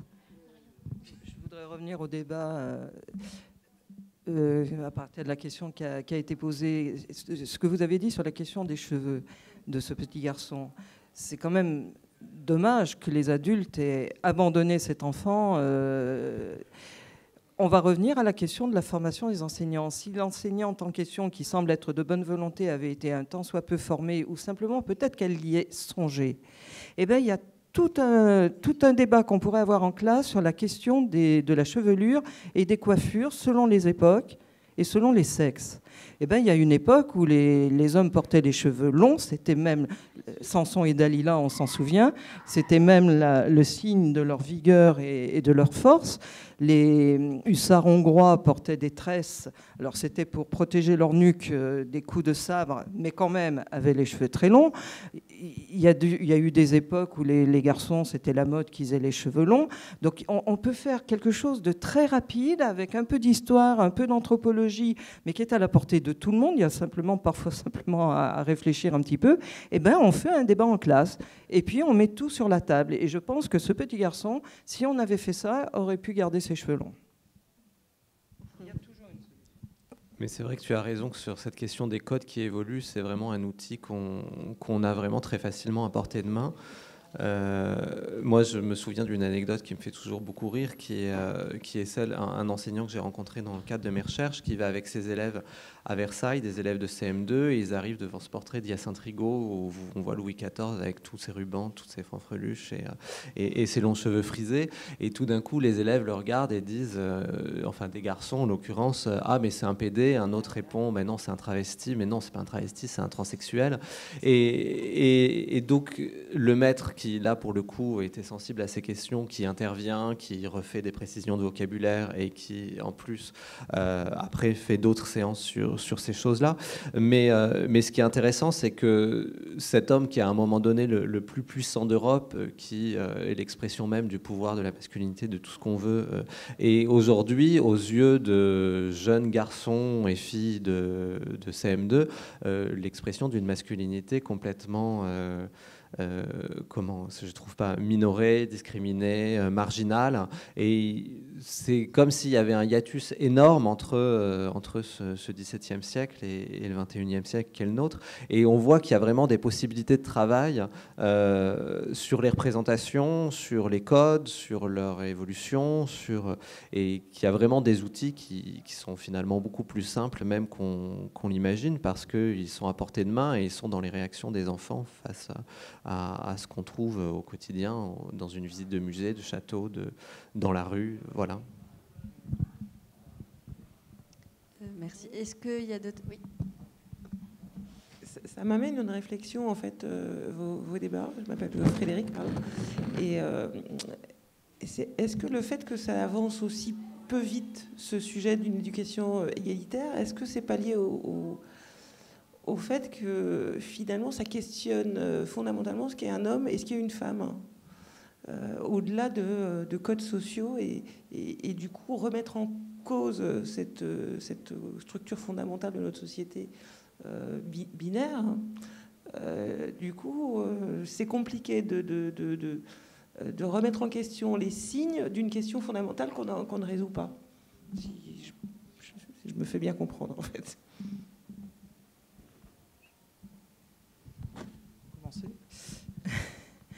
Oui, bien sûr que ça met en cause, ça questionne et ça met en cause qu'est-ce qu'on appelle une fille, un garçon, un homme, une femme. Est-ce que c'est un produit naturel ou est-ce que c'est une construction sociale ? Et donc la féminité et la masculinité, mais ça va au-delà. Et on l'a bien vu avec les manifestations de la Manif pour tous, qui brandissaient des pancartes « Laissez-nous nos stéréotypes de genre », c'est que ça questionne et que ça ébranle l'ordre sexué, qui est un ordre hiérarchisé. Donc on est dans une question à la fois intime, psychologique, psychique, même si vous voulez, et politique. Donc les résistances, certaines des résistances en tout cas, il y a des résistances qui sont d'ordre identitaire. Je ne sais pas, moi je fais depuis des années des enseignements sur ces questions-là. Alors s'il n'y a plus de masculin et plus de féminin, comme Christine Delphi disait, il faut supprimer les hommes et les femmes. Enfin, c'était pas supprimer les humains. Bien sûr, tout le monde comprend de quoi elle parle. Alors les gens disent, alors comment on va faire ? Alors on va faire comme je fais l'idiote, comment on va faire quoi ? Donc en gros, les gens ont peur que tout le monde devienne pareil et qu'on ne reconnaisse plus les garçons, les filles, pour en fait finalement avoir des relations amoureuses et sexuelles. Alors j'ai envie de dire, dites donc, ça ne tient pas à grand-chose, hein, finalement, cette affaire-là. On n'est pas dans un on n'est pas à un paradoxe près. Donc l'idée que l'égalité nous rendrait tous pareils, qui est quand même quelque chose qui est très facile à déconstruire. Donc il y a cette espèce de crainte de perte identitaire pour soi et pour les autres. Donc on s'accroche aux normes de masculinité-féminité pour être intelligible au regard des autres, être bien intégré, obtenir de la reconnaissance, tout ce dont on a besoin psychologiquement parlant, pour se sentir à peu près bien dans ses chaussures. Et puis, il y a la résistance politique que j'ai évoquée, c'est-à-dire que quand on n'atteindra pas l'égalité sans déconstruire en grande partie la question du genre. Enfin, ça, c'est ma perception et ma position. Mais je suis prête à me faire convaincre du contraire, mais pour l'instant, je n'ai pas rencontré. C'est la perte d'un ordre sexué, oui. Donc il y a d'énormes résistances pour laisser les choses telles qu'elles sont. Ça ne veut pas dire que ce n'est pas possible et pas pensable. Oui, comme tu le dis, d'un ordre sexué et d'une hiérarchisation des orientations sexuelles qui sont vraiment pensées en articulation l'un avec l'autre, avec l'idée que si vous n'êtes plus un vrai homme, forcément vous êtes un PD, et si la même chose pour les femmes, même si c'est pas hiérarchie, enfin c'est pas complètement symétrique non plus. Et que de ce fait-là, à un moment donné, sans se questionnant sur qu'est-ce qu'un homme, qu'est-ce qu'une femme, c'est aussi ouvrir les possibles à ce niveau-là. Moi, je me souviens lors de mes recherches d'avoir fait un entretien avec une enseignante qui travaillait justement sur les questions d'égalité des sexes avec ses élèves. Et puis, elle me raconte une histoire en lien avec Billy Elliot, d'une insulte qui fuse dans la classe, d'un enfant qui, voilà, quand on fait de la danse, c'est qu'on est un PD, d'un enfant qui est en position assez haute dans la classe, qui dit « mais non, n'importe quoi, regarde M. Pokora, il n'est pas PD, il fait de la danse ». Donc l'enseignante est assez satisfaite que la réponse ne vienne pas d'elle et qu'à un moment donné, elle soit audible par ses élèves, du fait même que l'enfant qui le dit n'est pas suspect, lui, d'être homosexuel. C'est ce qui ressort de ses propos. Et puis, quand je l'interroge quand même un peu sur l'insulte, elle me dit « oh là là, attention, est-ce que finalement, il n'y a quand même pas des choses qui restent différentes entre les filles et les garçons? Est-ce qu'on peut, pour tout ce qui est sexualité, est-ce que, au bout du compte, il n'y a pas une éducation sentimentale et sexuelle, ou du moins à la sexualité, qui devrait être faite aux enfants, qui seraient nécessairement hétérosexuels, et puis après, on verrait après. Et moi, il me semble que c'est bien justement là aussi d'ouvrir les possibles dès le plus jeune âge de l'enfant par les supports proposés, parce que ce soit dans les modèles familiaux, effectivement, lire des histoires par exemple avec des familles homoparentales, ne serait-ce parce que il y a des enfants de familles homoparentales dans les écoles et qu'il est important à un moment donné qu'ils aient eux aussi et elles aussi des modèles identificatoires. Et puis aussi des histoires où tout simplement des filles tombent amoureuses de filles, de garçons tombent amoureuses de garçons, et que ce soit envisagé comme impossible très tôt pour comprendre que déjà, alors si tant est que, comme tu le disais, qu'on soit vraiment attaché à la binarité sexuée, c'est pas parce qu'on aime un homme en tant que garçon qu'on est moins homme, et que c'est pas parce qu'on... Alors Monique Wittig disait que les lesbiennes n'étaient pas les femmes, mais c'était encore dans une autre idée. Mais qu'en tout cas, ce possible, il s'ouvre aussi à ce niveau-là, et puis après, on aimerait bien effectivement l'ouvrir encore plus au-delà des simples questions de binarité, puisqu'on sait qu'à un moment donné, quand on écoute les récits rétrospectifs des personnes trans, et donc Arnaud Alessandrin parle d'enfants en devenir trans, parce que effectivement, au moment où ils sont à l'école, la plupart du temps, on ne sait pas ce que nos élèves seront quand ils seront adultes. On suppose que parmi tous nos élèves, forcément, il y en aura certains qui seront homosexuels, il y en aura certains qui seront trans, mais qui sont-ils? On n'en sait rien et on ne peut pas le soupçonner, et puis on ne va pas leur plaquer un devenir, même si parfois voilà. Donc c'est aussi à un moment donné, en dégenrer, c'est aussi penser autrement qu'en fille et en garçon, et casser ça en se disant que finalement les choses sont quand même beaucoup plus diverses qu'on essaye de le dire actuellement. Je me permets de rebondir par rapport à votre question, du coup. Quand j'ai commencé à me renseigner pour ce débat, les premiers articles sur lesquels je suis tombée, c'était concernant des écoles en Suède, du coup, quand on parle d'éducation non genrée. À savoir qu'en Suède, du coup, il y a déjà plusieurs années, ils ont adopté un pronom neutre, donc qui n'est pas fille, qui n'est pas garçon, mais qui est neutre. J'aurais voulu savoir si, selon vous, c'était la manière qu'il fallait adopter pour casser justement les genres, pour déconstruire les genres, comme vous le disiez précédemment. Est-ce qu'il faut en passer par là? Est-ce que c'est une bonne solution? Et si oui, est-ce que c'est applicable dans notre société?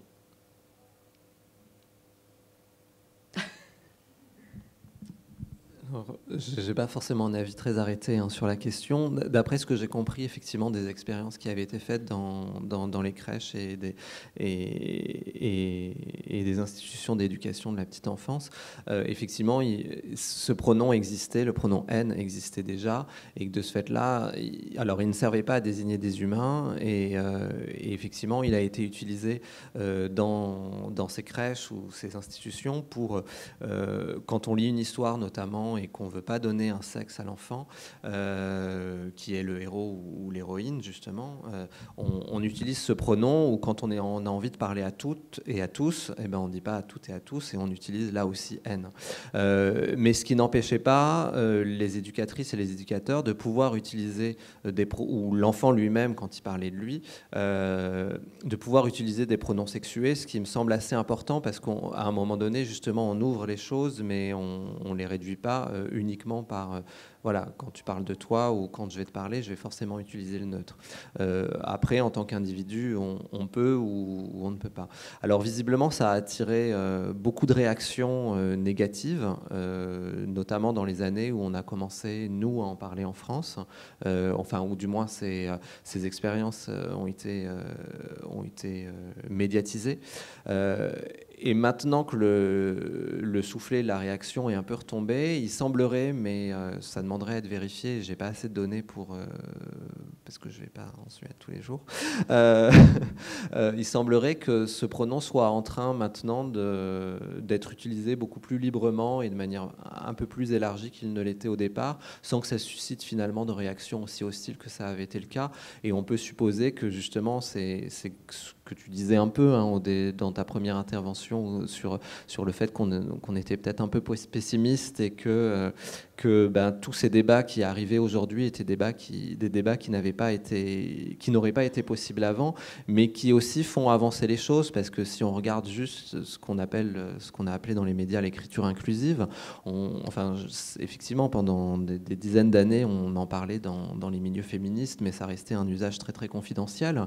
Et puis en quelques mois, je pense qu'on en a tellement entendu parler dans les médias que beaucoup de gens, en tout cas, ont compris de quoi il s'agissait, même s'ils ne vont pas forcément l'utiliser, même si, voilà. Et que dans quelques années, peut-être que certaines résistances sont d'autant plus tombées que on en aura beaucoup parlé, que ça aurait permis, comme tu disais, de réfléchir à ces enjeux, à ces questions qui, au départ, ne faisaient pas problème.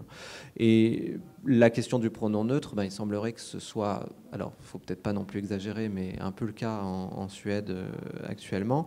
Alors pour nous, la langue française, c'est un enjeu très très compliqué parce qu'on a une langue qui est très genrée pour le coup.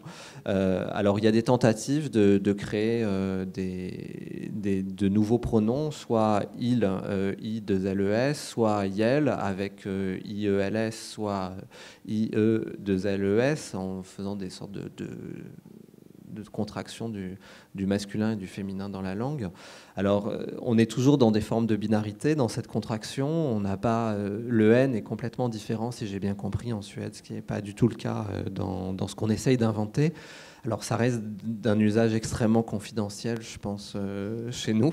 Mais en tout cas, c'est des questions, effectivement, qui sont intéressantes à se poser, de savoir si, à un moment donné, on ne pourrait pas essayer d'inventer autre chose, même si c'est les usages qui, à un moment donné, feront que ça prendra ou pas.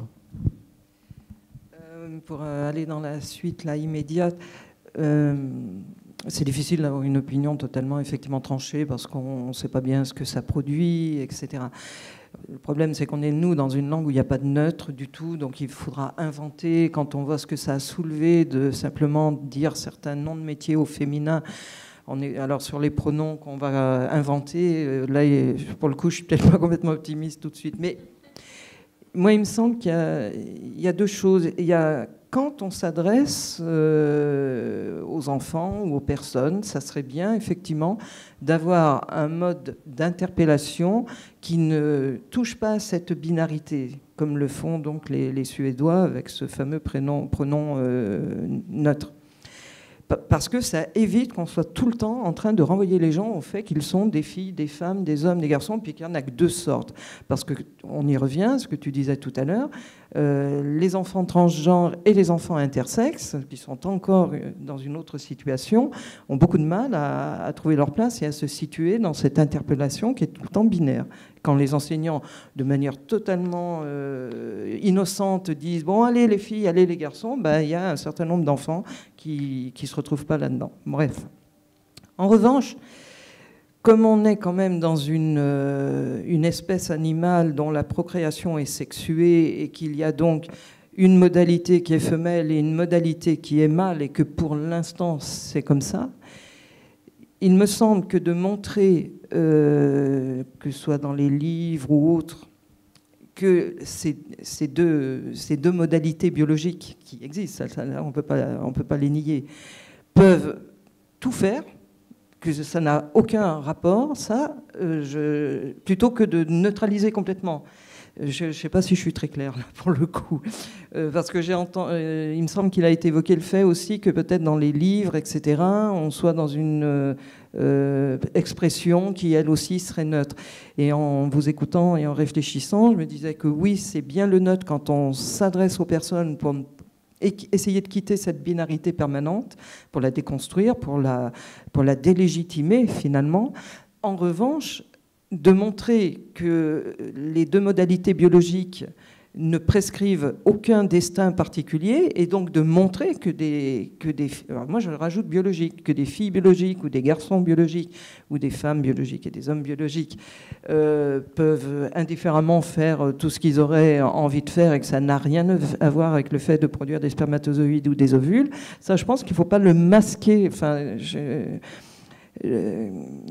si je reviens toujours à mon domaine de spécialité qui est l'orientation, on s'est aperçu, puis ça a à voir avec la question du langage, que quand on écrit les métiers au masculin et au féminin, ou quand on les écrit qu'au masculin, ce qui quand même a été la règle encore assez récemment dans les documents d'information sur l'orientation, dans les questionnaires d'intérêt professionnels, eh bien, ça n'a pas du tout le même effet sur les représentations des filles et des garçons. Et quand les métiers sont nommés au masculin et au féminin, ça indique aux filles que les métiers difficiles d'accès, prestigieux, si c'est nommé, c'est que ça existe. Ça peut donner des idées. Ça permet aussi aux garçons de revisiter un peu leur représentation en disant si les filles peuvent faire ça aussi, alors pourquoi pas moi, finalement. Donc c'est intéressant parfois de revenir sur ce masculin et ce féminin pour combattre la prescription de départ eu égard à son sexe biologique. C'est Freud qui disait l'anatomie est le destin, et Stoller en 1968 écrivait l'anatomie n'est pas le destin vient de ce que les hommes font de l'anatomie. Alors homme, c'est un peu malheureux, il aurait dû dire les humains.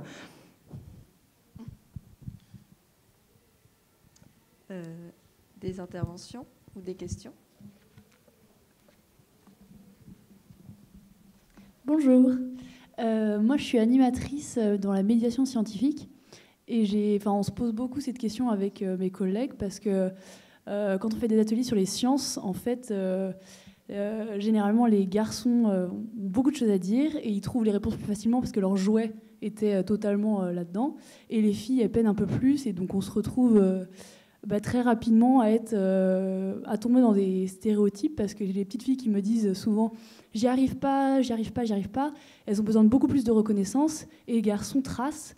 Et alors moi, ma posture, après directement, en fait, je sais que les garçons, je vais aller moins les aider, alors que les petites filles, je dis ça, pardon, je dis les garçons et les petites filles. Enfin, moi-même, en fait, j'ai beaucoup de stéréotypes, voilà. Et j'aimerais savoir si vous avez des ressources, par exemple des bouquins à conseiller pour, en tant qu'animateur, qu'on ait des clés en fait pour changer un peu nos habitudes qui se reproduisent. Comme vous le disiez tout à l'heure, on est les exemples en fait. Donc si nous on arrête de se comporter comme ça, ça va leur permettre d'avoir d'autres visions pour plus tard. Et également, par quoi est-ce qu'on pourrait remplacer les garçons, les filles? Parce qu'en fait, moi c'est un petit truc en plus. C'est pas affectueux, mais un peu même de dire voilà, le groupe de garçons, le groupe des filles. Si on enlève ça, qu'est-ce qu'il y a d'autre en fait qui existe? Et ouais, voilà. Et, ouais. Merci. Ouais. Il y a des mots qui existent. Les enfants, par exemple. Oui, mais quand on est dans un groupe, dans la classe, par exemple, et qu'on veut s'adresser à ce petit groupe-là, je dis oui, les garçons, j'arrive, les filles, voilà. Mais pourquoi vous voulez vous adresser spécifiquement aux garçons et puis aux filles? Mais parce qu'en fait, généralement, ils sont toujours les garçons ensemble et les filles ensemble. Mais il faut les mélanger. Ouais, c'est vrai. Mais c'est assez simple, vous savez, quand même. Quand vous dites que vous êtes pleine de stéréotypes, ne vous maltraitez pas comme ça vous-même. Si vous étiez pleine de stéréotypes, vous ne seriez pas là ce soir. Oui, mais bon, je pense que j'ai envie de progresser. On peut aller.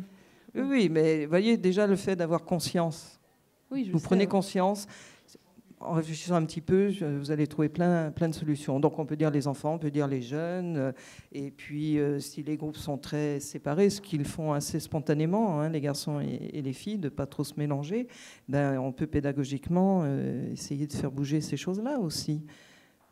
De temps en temps, il faut imposer. On peut imposer la mixité. Ah oui, bah oui, quand même. Ce que vous pointez, excusez-moi, c'est moi. Ce que vous pointez, ça me semble intéressant parce qu'effectivement, quand on travaille justement en faveur de l'égalité des sexes, à un moment donné, on est pris dans ce paradoxe de vouloir traiter les enfants non pas comme des filles et des garçons, mais pour le faire, finalement, de constater au moins à un moment donné que devant soi, on a des filles et des garçons et qu'on est obligé d'en prendre conscience pour essayer de faire autrement. Et que de ce fait-là, on a presque l'impression de réactiver ces identités sexuées dont on essaye de se débarrasser. Dans le mouvement féministe, on a Joanne Scott qui dit qu'à un moment donné, les femmes ont été obligées de revendiquer en tant que femmes, de plus être traitées en tant que femmes. Et finalement, il me semble que c'est à peu près ce qui se passe dans les classes ou les interventions que vous faites, c'est-à-dire que, bah oui, fondamentalement, nos élèves ou les enfants qu'on a en face de nous ont été socialisés en tant que filles ou en tant que garçons, donc ils se comportent, pour la plupart d'entre eux, et il y a l'effet englobant du les filles, les garçons, mais comme des filles, ou du moins comme ce qu'on attend des filles dans nos sociétés, ou comme ce qu'on attend des garçons dans nos sociétés, et qu'à un moment donné, il va falloir en prendre acte pour essayer de les amener ailleurs.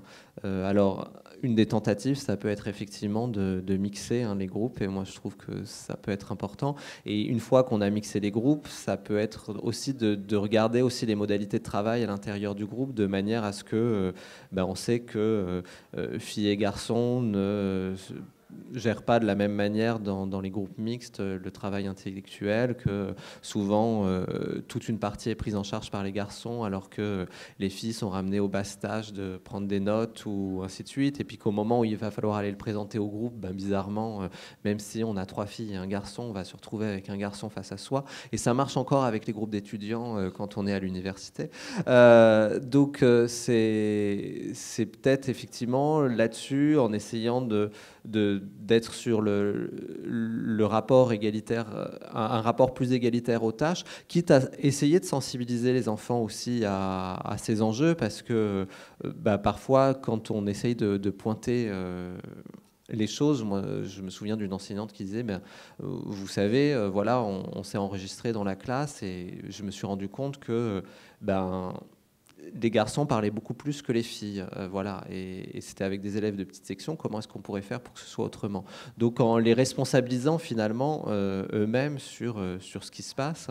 Et puis pour les modes d'interpellation, effectivement, moi il me semble qu'il faut éviter au maximum de dire les filles, les garçons, ou utiliser les prénoms quand on peut les connaître dans les interventions, quand on voit les enfants 1 ou 2 fois. Je sais que c'est parfois très très compliqué, mais et sinon d'essayer de le groupe bleu, le groupe jaune, voilà, l'enfant avec le pull rouge. Non, j'ai dit jaune. Il y a aussi des choses toutes simples. Je parlais de la façon dont les garçons se tiennent, et vous parlez du fait qu'ils occupent plus l'espace oral, et que souvent les adultes sont dupes de ça, et ils ne s'en rendent même pas compte. Mais la cour de récréation, là je vais faire une conférence quelque part à Floirac pour la journée des femmes, et il y a une spécialiste qui a travaillé sur les cours de récré et sur l'occupation de l'espace par les garçons et par les filles. Là aussi, il y a des anomalies criantes, quoi. Les filles sont quand même cantonnées dans un tout petit coin, et les gars, sous prétexte qu'ils font du foot, voilà, on revient aux sandales, prennent toute la place. C'est quand même très particulier. Et évidemment que les adultes ont leur rôle et leur responsabilité là-dedans. C'est indispensable. Je suis allée dans des écoles où on avait des discussions sur les jeux, les jouets, etc. Les gars me disaient « Oh non, mais l'élastique, c'est pas pour nous, hein, c'est les filles. » Et puis un jour, je vais dans une autre école et tous les gars jouaient à l'élastique. Je dis à la directrice « Mais c'est génial chez vous, ça me fait du bien de voir ça. » Elle me dit, où est le problème? Je dis, le problème, c'est que dans les 3/4 des écoles où je vais, les élastiques, c'est les filles. Et les gars, c'est autre chose. Et elle me dit, oh ben non, c'est pas compliqué. Je suis venue avec plein d'élastiques, plein de ballons, plein de trucs. Et j'ai dit, voilà, c'est pour tout le monde. Et tout le monde y aura accès. Et ça s'est fait très naturellement, en fait. Elle l'a fait très naturellement. Il n'y a pas eu besoin de laïus, quoi. Non, voilà. Est-ce qu'il y a d'autres questions ou interventions? Non, moi je voulais juste donner un petit témoignage. Donc moi j'ai un petit garçon de 2 ans et je viens d'avoir une fille. Et mon petit garçon de 2 ans, alors que je suis militante égalité femmes-hommes, enfin j'ai été à l'initiative une des cofondatrices d'HF Île-de-France, donc j'étais au courant, conscientisée, tout ça. Et ben pourtant j'ai jamais mis de pyjama rose à mon fils et c'est la première chose que j'ai mis à ma fille. Donc et je la trouvais tellement belle en rose, mais tellement belle. Et donc, je voulais juste témoigner du fait que, en fait, c'est quand même vraiment... il faut vraiment faire un effort pour pas tomber dedans. Enfin, moi... Mais je m'en suis rendu compte aussi au niveau de la hiérarchie des tâches, enfin, la répartition des tâches dans la famille. Alors que j'ai un conjoint qui est, à mon sens, très conscient... enfin, en tout cas, en faveur de l'égalité entre les femmes et les hommes. Très naturellement, au départ, je me suis retrouvée à aller chercher mon gamin le soir et à lui l'emmener à l'école le matin.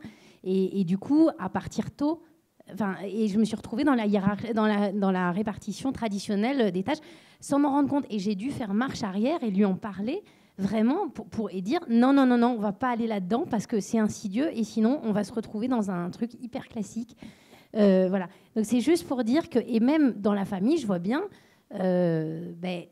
voilà, on n'a pas la même façon, enfin, les couples proches n'ont pas du tout forcément cette vision-là. Et en l'occurrence, moi, dans ma famille, il y a un modèle complètement antagoniste. Voilà, j'ai offert une jupe à ma nièce. Je me suis dit, si j'achète une jupe bleue, elle ne la mettra pas.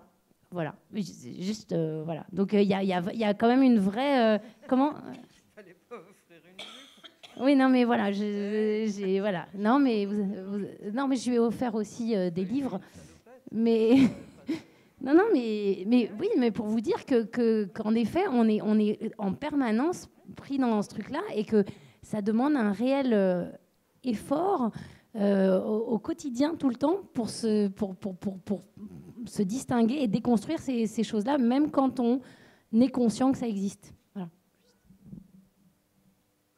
Je crois que ça m'évoque quand même quelque chose que vous venez de dire. C'est sans jugement du tout. Je crois que... Alors, c'est pas naturel. Hein, quand vous dites naturellement, il n'y a rien de naturel dans l'espèce humaine, on apprend tout. Comment dire, justement, si spontanément on est encore aux prises avec les stéréotypes, et c'est peut-être que ça n'a pas pris assez sens pour soi. Le fait que le genre, c'est-à-dire ce système de normes de masculinité-féminité, vous devienne tellement incongru, tellement stupéfiant que ça existe et que ça régisse le monde, eh bien... On est encore pris dans ces paradoxes. Par exemple, je disais en aparté, le problème pour moi, ce n'est pas la couleur de la jupe. Vous dites, je offre une jupe, mais je ne pouvais pas l'offrir bleue, si j'ai bien entendu, parce qu'on attendait que je lui offre une jupe rose. Pour moi, le problème, ce n'est pas la couleur, c'est l'objet. Parce que déjà, pourquoi offrir une jupe à une fille? Vous seriez posé la couleur de la jupe pour un petit garçon? Non, parce que vous n'auriez pas pensé jupe. Hein? On est d'accord? Voilà.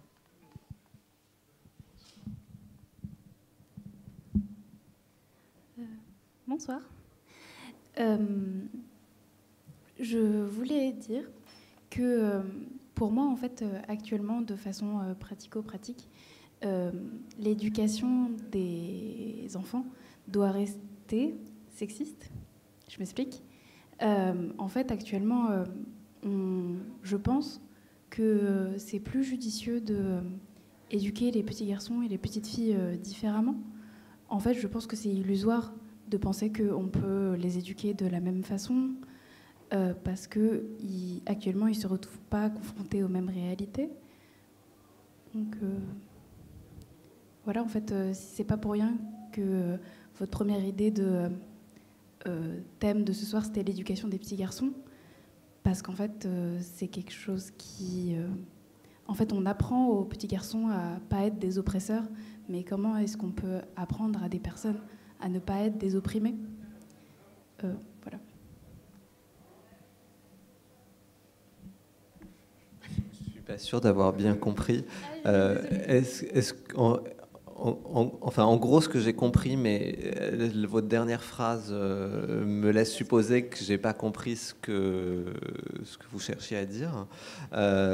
C'est que j'avais cru comprendre qu'en gros, on devrait éduquer les filles comme des filles parce que de toute manière, le monde va leur demander. Enfin, en gros, il faut les préparer au monde tel qu'il est, c'est-à-dire au monde inégalitaire, et que puisque le monde est inégalitaire, inutile de vouloir le changer par l'éducation des générations futures, mais partons du principe qu'on va les adapter à ces inégalités. Est-ce que c'est ça que vous... Oui, c'est ça. D'accord. Alors, personnellement, moi, politiquement, ça me semble inacceptable. Parce que je ne sais pas, sinon il n'y aurait pas d'histoire humaine et qu'on sait que toutes les avancées sont le fruit de luttes, de changements, que qu'effectivement entre jusqu'en 67, les femmes n'avaient pas le droit de travailler sans le consentement de leur mari et de gérer elles-mêmes leurs biens propres. Heureusement qu'il y a un moment donné, on s'est dit que ça allait pas toujours être comme ça et que des femmes se sont mobilisées, ont lutté. Et puis dernièrement, c'est encore bien qu'il y ait des mouvements homosexuels rejoints par d'autres et lutter. Alors, pour pas tant le mariage en tant que mariage, mais pour l'égalité des droits, en fait, c'est ça qui me semble important. Et qu'à un moment donné, c'est justement en éduquant les enfants à des formes de pensée critique, que ce soit sur ces domaines que sur d'autres formes de discrimination, d'ailleurs, les discriminations racistes, antisémites, et ainsi de suite, homophobes et autres. C'est justement comme ça qu'on peut espérer qu'il y aura un peu moins d'injustice un jour, voilà. Mais ça a quelque chose de tellement triste d'imaginer qu'on va, en gros, on va former, comme vous dites, des petits garçons à être des oppresseurs et non, à ne pas être des oppresseurs. Ah ben oui, mais ce qui veut dire quand même qu'on envisage un changement qui est quand même assez majeur au regard de ce qu'on a entendu tous ces derniers mois avec justement les mouvements de lutte contre le harcèlement sexuel, c'est-à-dire que tous les hommes sont bien évidemment pas des oppresseurs, néanmoins nous sommes tous éduqués pour à un moment donné être en position de dominant et qu'à partir du moment où on ne veut plus que les hommes le soient, on sait bien qu'en tant qu'homme, on a sans doute quelque chose à perdre. Enfin, il me semble, on a aussi à gagner, parce qu'il y a des tas de champs qui s'ouvrent à nous, mais il y a peut-être quand même quelque chose à perdre, parce que ne serait-ce que dans le milieu du travail, c'est quand même tellement plus simple de pouvoir être coopté entre soi, gagner plus et arriver à des postes de direction plus facilement. Donc, je vois pas pourquoi... À un moment donné, éduquer les garçons à ne plus être des oppresseurs, ça veut dire quand même mettre en œuvre une éducation antisexiste pour pouvoir changer les choses. Et donc pas tant les préparer au monde tel qu'il est qu'au monde tel qu'on voudrait qu'il soit. Si je suis clair. Non, c'est moi qui me suis mal exprimée, en fait. C'est ce que je voulais... Pardon, désolée. C'est moi qui me suis mal exprimée, c'est ce que je voulais dire. Je voulais dire... donner une éducation sexiste dans le sens comme la discrimination positive, dans le sens où aux garçons on leur apprend à ne pas être et aux femmes à être, à avoir plus d'ambition. Voilà. Okay. C'est-à-dire renverser les choses ? Oui. D'accord.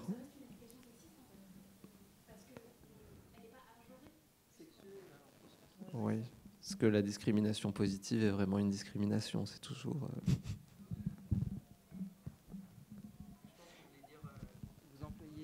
C'est plutôt sexué que sexiste. Parce que sexiste, c'est quand même... il y a une définition bien précise. Donc je pense que c'est sexué. On différencie les filles et les garçons. Mais elle n'est pas sexiste pour autant.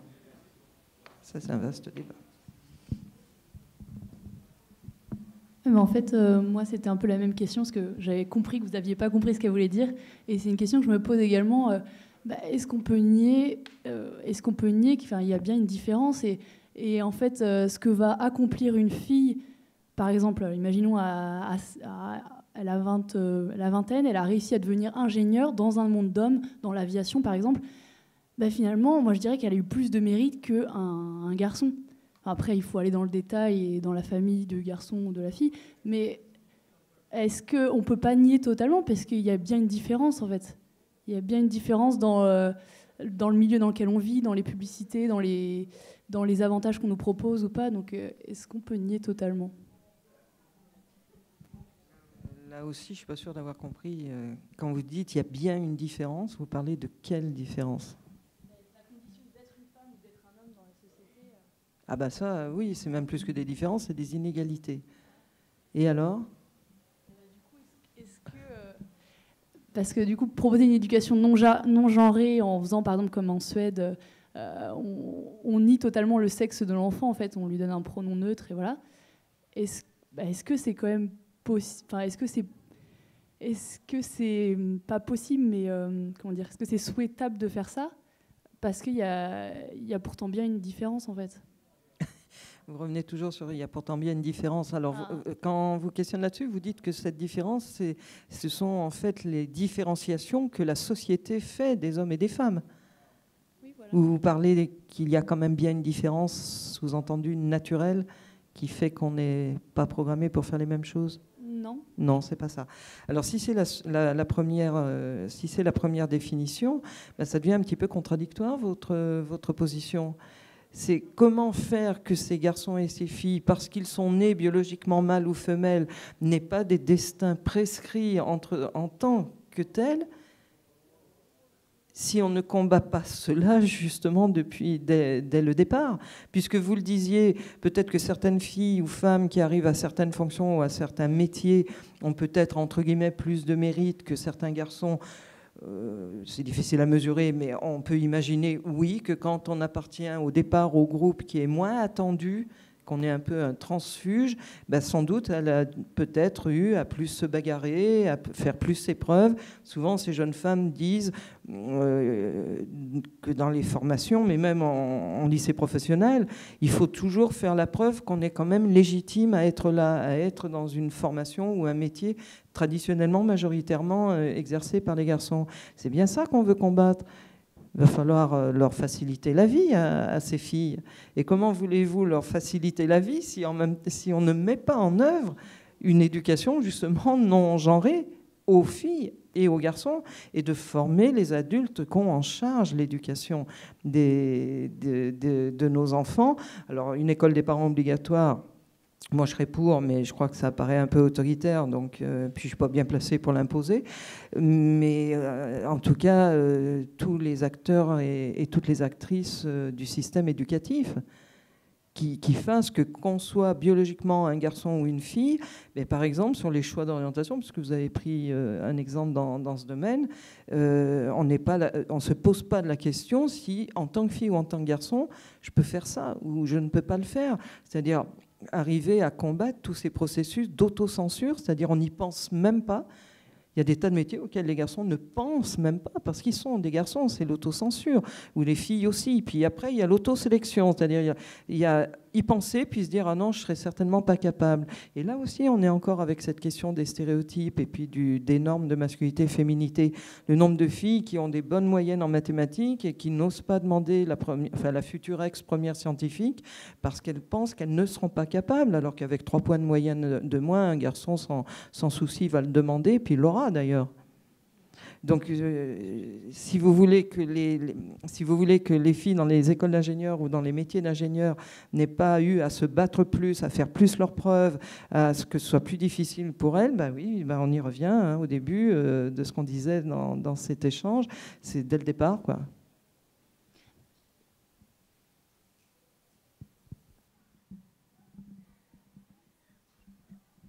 Bonsoir, alors moi je m'appelle Héloïse et en fait j'ai passé le bac l'année dernière Et en fait, pour revenir par rapport au domaine de l'aviation, à la base, je voulais vraiment travailler dans l'aéronautique. Du coup, j'ai été voir une conseillère d'orientation et tout. Et en fait, directement, ce qui est ressorti, c'était tu peux faire commercial pour Boeing.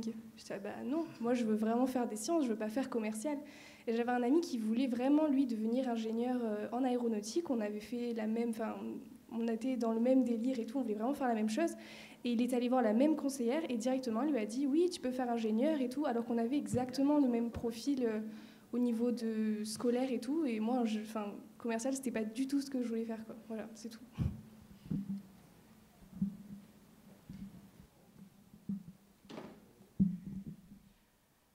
Donc ça va pas vraiment répondre à ta remarque du coup, mais peut-être que d'autres intervenants pourront réagir à ça après.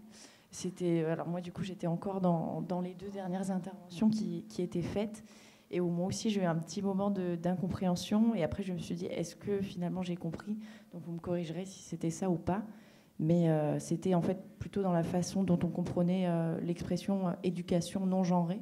Est-ce que ça voulait dire qu'en fait on part de zéro, on éduque tout le monde pareil, et on verra ce qui se passe, et les gens se développeront avec les aptitudes et les envies qu'ils ont, ou est-ce qu'on est obligé finalement de tenir compte dès le départ de tous les autres facteurs qui vont faire que on a beau faire des efforts pour aller vers une éducation non genrée, il va falloir que les petits garçons et les petites filles comprennent assez tôt que voilà, ils seront influencés dans leur choix, et finalement, voilà, je ne sais pas si c'était ce petit moment qui avait fait que tout le monde ne s'était pas compris. Mais voilà, est-ce que ça voulait dire traiter tout le monde comme si on était tous égaux, ce qui en fait, je dirais même avant le 5e mois de la grossesse, est déjà faux pour moi. Ou alors je ne sais pas si c'était aussi le fait qu'on a parlé du pronom en Suède, de neutre.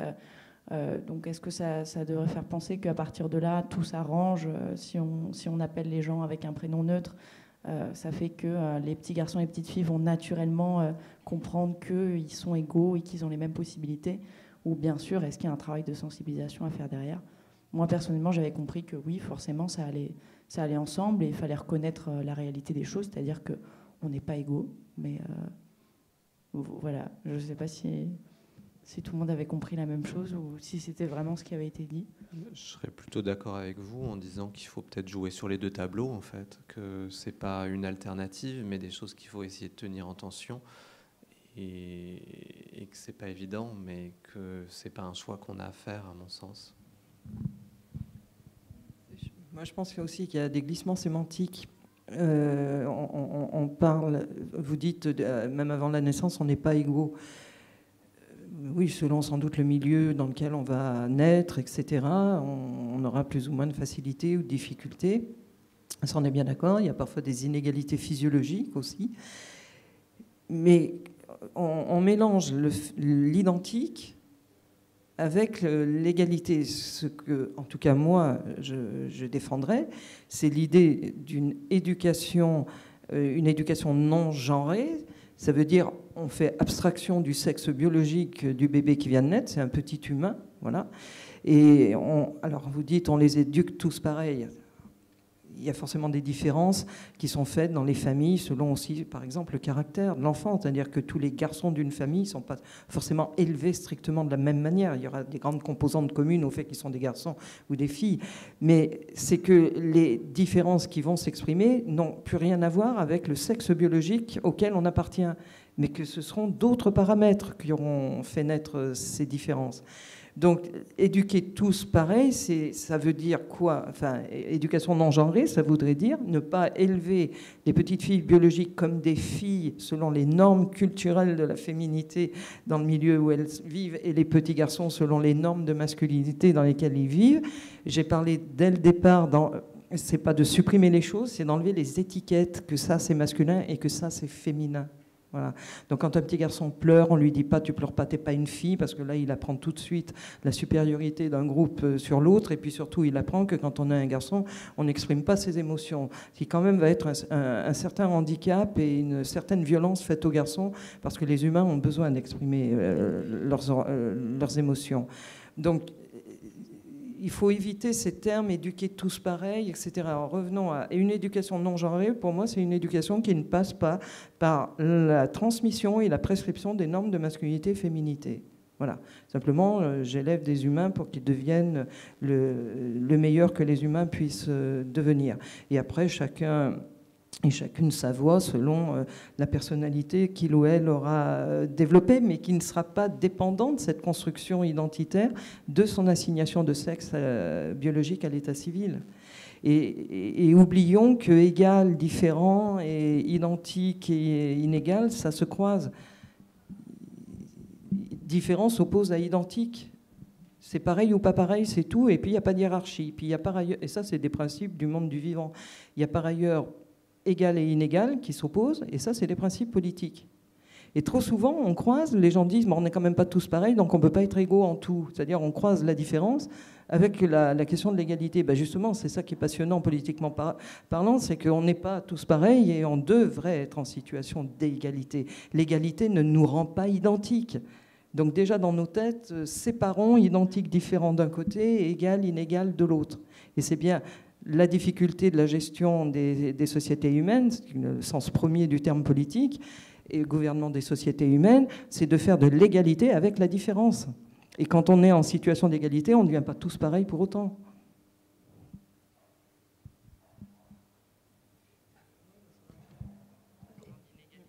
Du coup, on va conclure. Non, je peux m'en aller discrètement. Est-ce qu'il y a d'autres questions? Non. Alors, moi, j'avais une dernière question. Ouais. Mais du coup, si vous voulez y aller, vous pouvez. Du coup, on a bien compris que les stéréotypes, ça pouvait être, enfin, que c'était en fait très, très négatif. Après, moi, dans mes enseignements personnels en psychologie, j'ai appris que le cerveau fonctionnait par stéréotype, par... Bon, apparemment, ça va appeler des réactions. Je réponds tout de suite et je pars, parce que ça, c'est un truc qui m'insupporte chez mes collègues psychologues. Oui, le cerveau humain, il a besoin de catégoriser pour penser et s'adapter plus ou moins au monde, parce qu'il y a tellement d'informations, etc., qu'on est obligé de mettre un peu de l'ordre. Donc on catégorise, c'est-à-dire on essaye de mettre ensemble des choses qui nous paraissent aller ensemble, mais qui sont différentes des autres choses. Donc la catégorisation est un processus cognitif propre à la pensée humaine, et il y a, entre guillemets, il n'y a rien à dire à cela. Les stéréotypes sont des catégories spéciales de catégorisation. Les stéréotypes, c'est des représentations globales et schématiques qui concernent les caractéristiques qu'on attribue à des groupes de personnes. Et justement, des groupes de personnes qu'on a catégorisés en les hiérarchisant. Comme dit Christine Delphi, la hiérarchie, d'abord, vient juste avant la catégorisation. Donc non, on a absolument, je suis psychologue et je peux vous dire qu'on n'a absolument pas besoin des stéréotypes pour vivre, pour penser le monde et se situer dans le monde. Donc ça, il y a une espèce de caution qui m'énerve depuis très longtemps chez mes collègues qui sont en psychologie sociale et dont je suis très proche, puisque c'est mon domaine, et qui commencent parfois des interventions en disant « Eh bien oui, les stéréotypes, le problème c'est qu'il y a des stéréotypes négatifs, mais le problème c'est qu'on a besoin des stéréotypes pour penser. » Ben non. On peut très bien penser et ne pas avoir des stéréotypes dans nos pensées. Voilà. Ok, merci. Non, mais c'est très bien, c'est très bien. Non, c'est très bien. La question, du coup, le fond de ma pensée, c'était comment... Non, mais déjà, j'apporte pas d'opinion, c'est juste une question. C'est comment scinder, en fait, les deux. Comment est-ce que... Où est la limite, en fait, entre la catégorisation sans tomber très rapidement dans le stéréotype? La catégorisation, c'est de dire, je ne sais pas, il y a des gens qui ont les cheveux blonds, ça fait la catégorie des blonds, il y a les pierres, c'est des minéraux, c'est une autre catégorie, etc. Il y a plein de catégories. Le monde du vivant produit plein d'éléments qui peuvent être catégorisés. Mais les stéréotypes, c'est attribuer aux éléments de certaines catégories des caractéristiques qui leur seraient propres, entre guillemets, par nature. Et je reviens à ce que disait Christine Delphi, elle dit qu'il faut toujours se méfier. Quand on est sur l'espèce humaine et qu'on a des bicatégorisations, seulement deux catégories, exhaustives, c'est-à-dire qui que vous comprenne, vous êtes forcément dans l'une ou l'autre catégorie. Ces deux catégories sont toujours hiérarchisées. Et c'est là qu'elle dit la hiérarchie vient juste avant en fait la catégorisation. Donc on hiérarchise, on légitime ça avec des stéréotypes, et après on vous glisse par-dessous. En fait, c'est de la catégorie.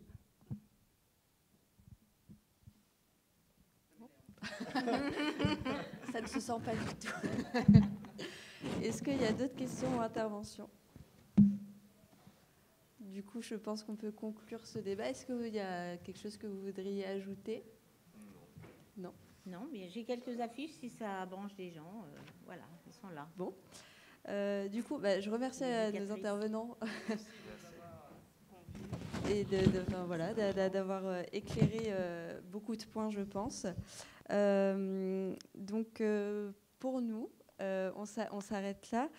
Vous pouvez venir à notre prochain débat, du coup, qui a lieu le 14 mars sur les politiques culturelles. Quelles inflexions? Voilà, donc vous pouvez retrouver toutes les informations sur notre site internet ou sur notre page Facebook. Et vous pouvez rejoindre le collectif si vous voulez prendre part à la construction de ces débats. C'est bien volontiers. Voilà, merci et bonne soirée à tout le monde.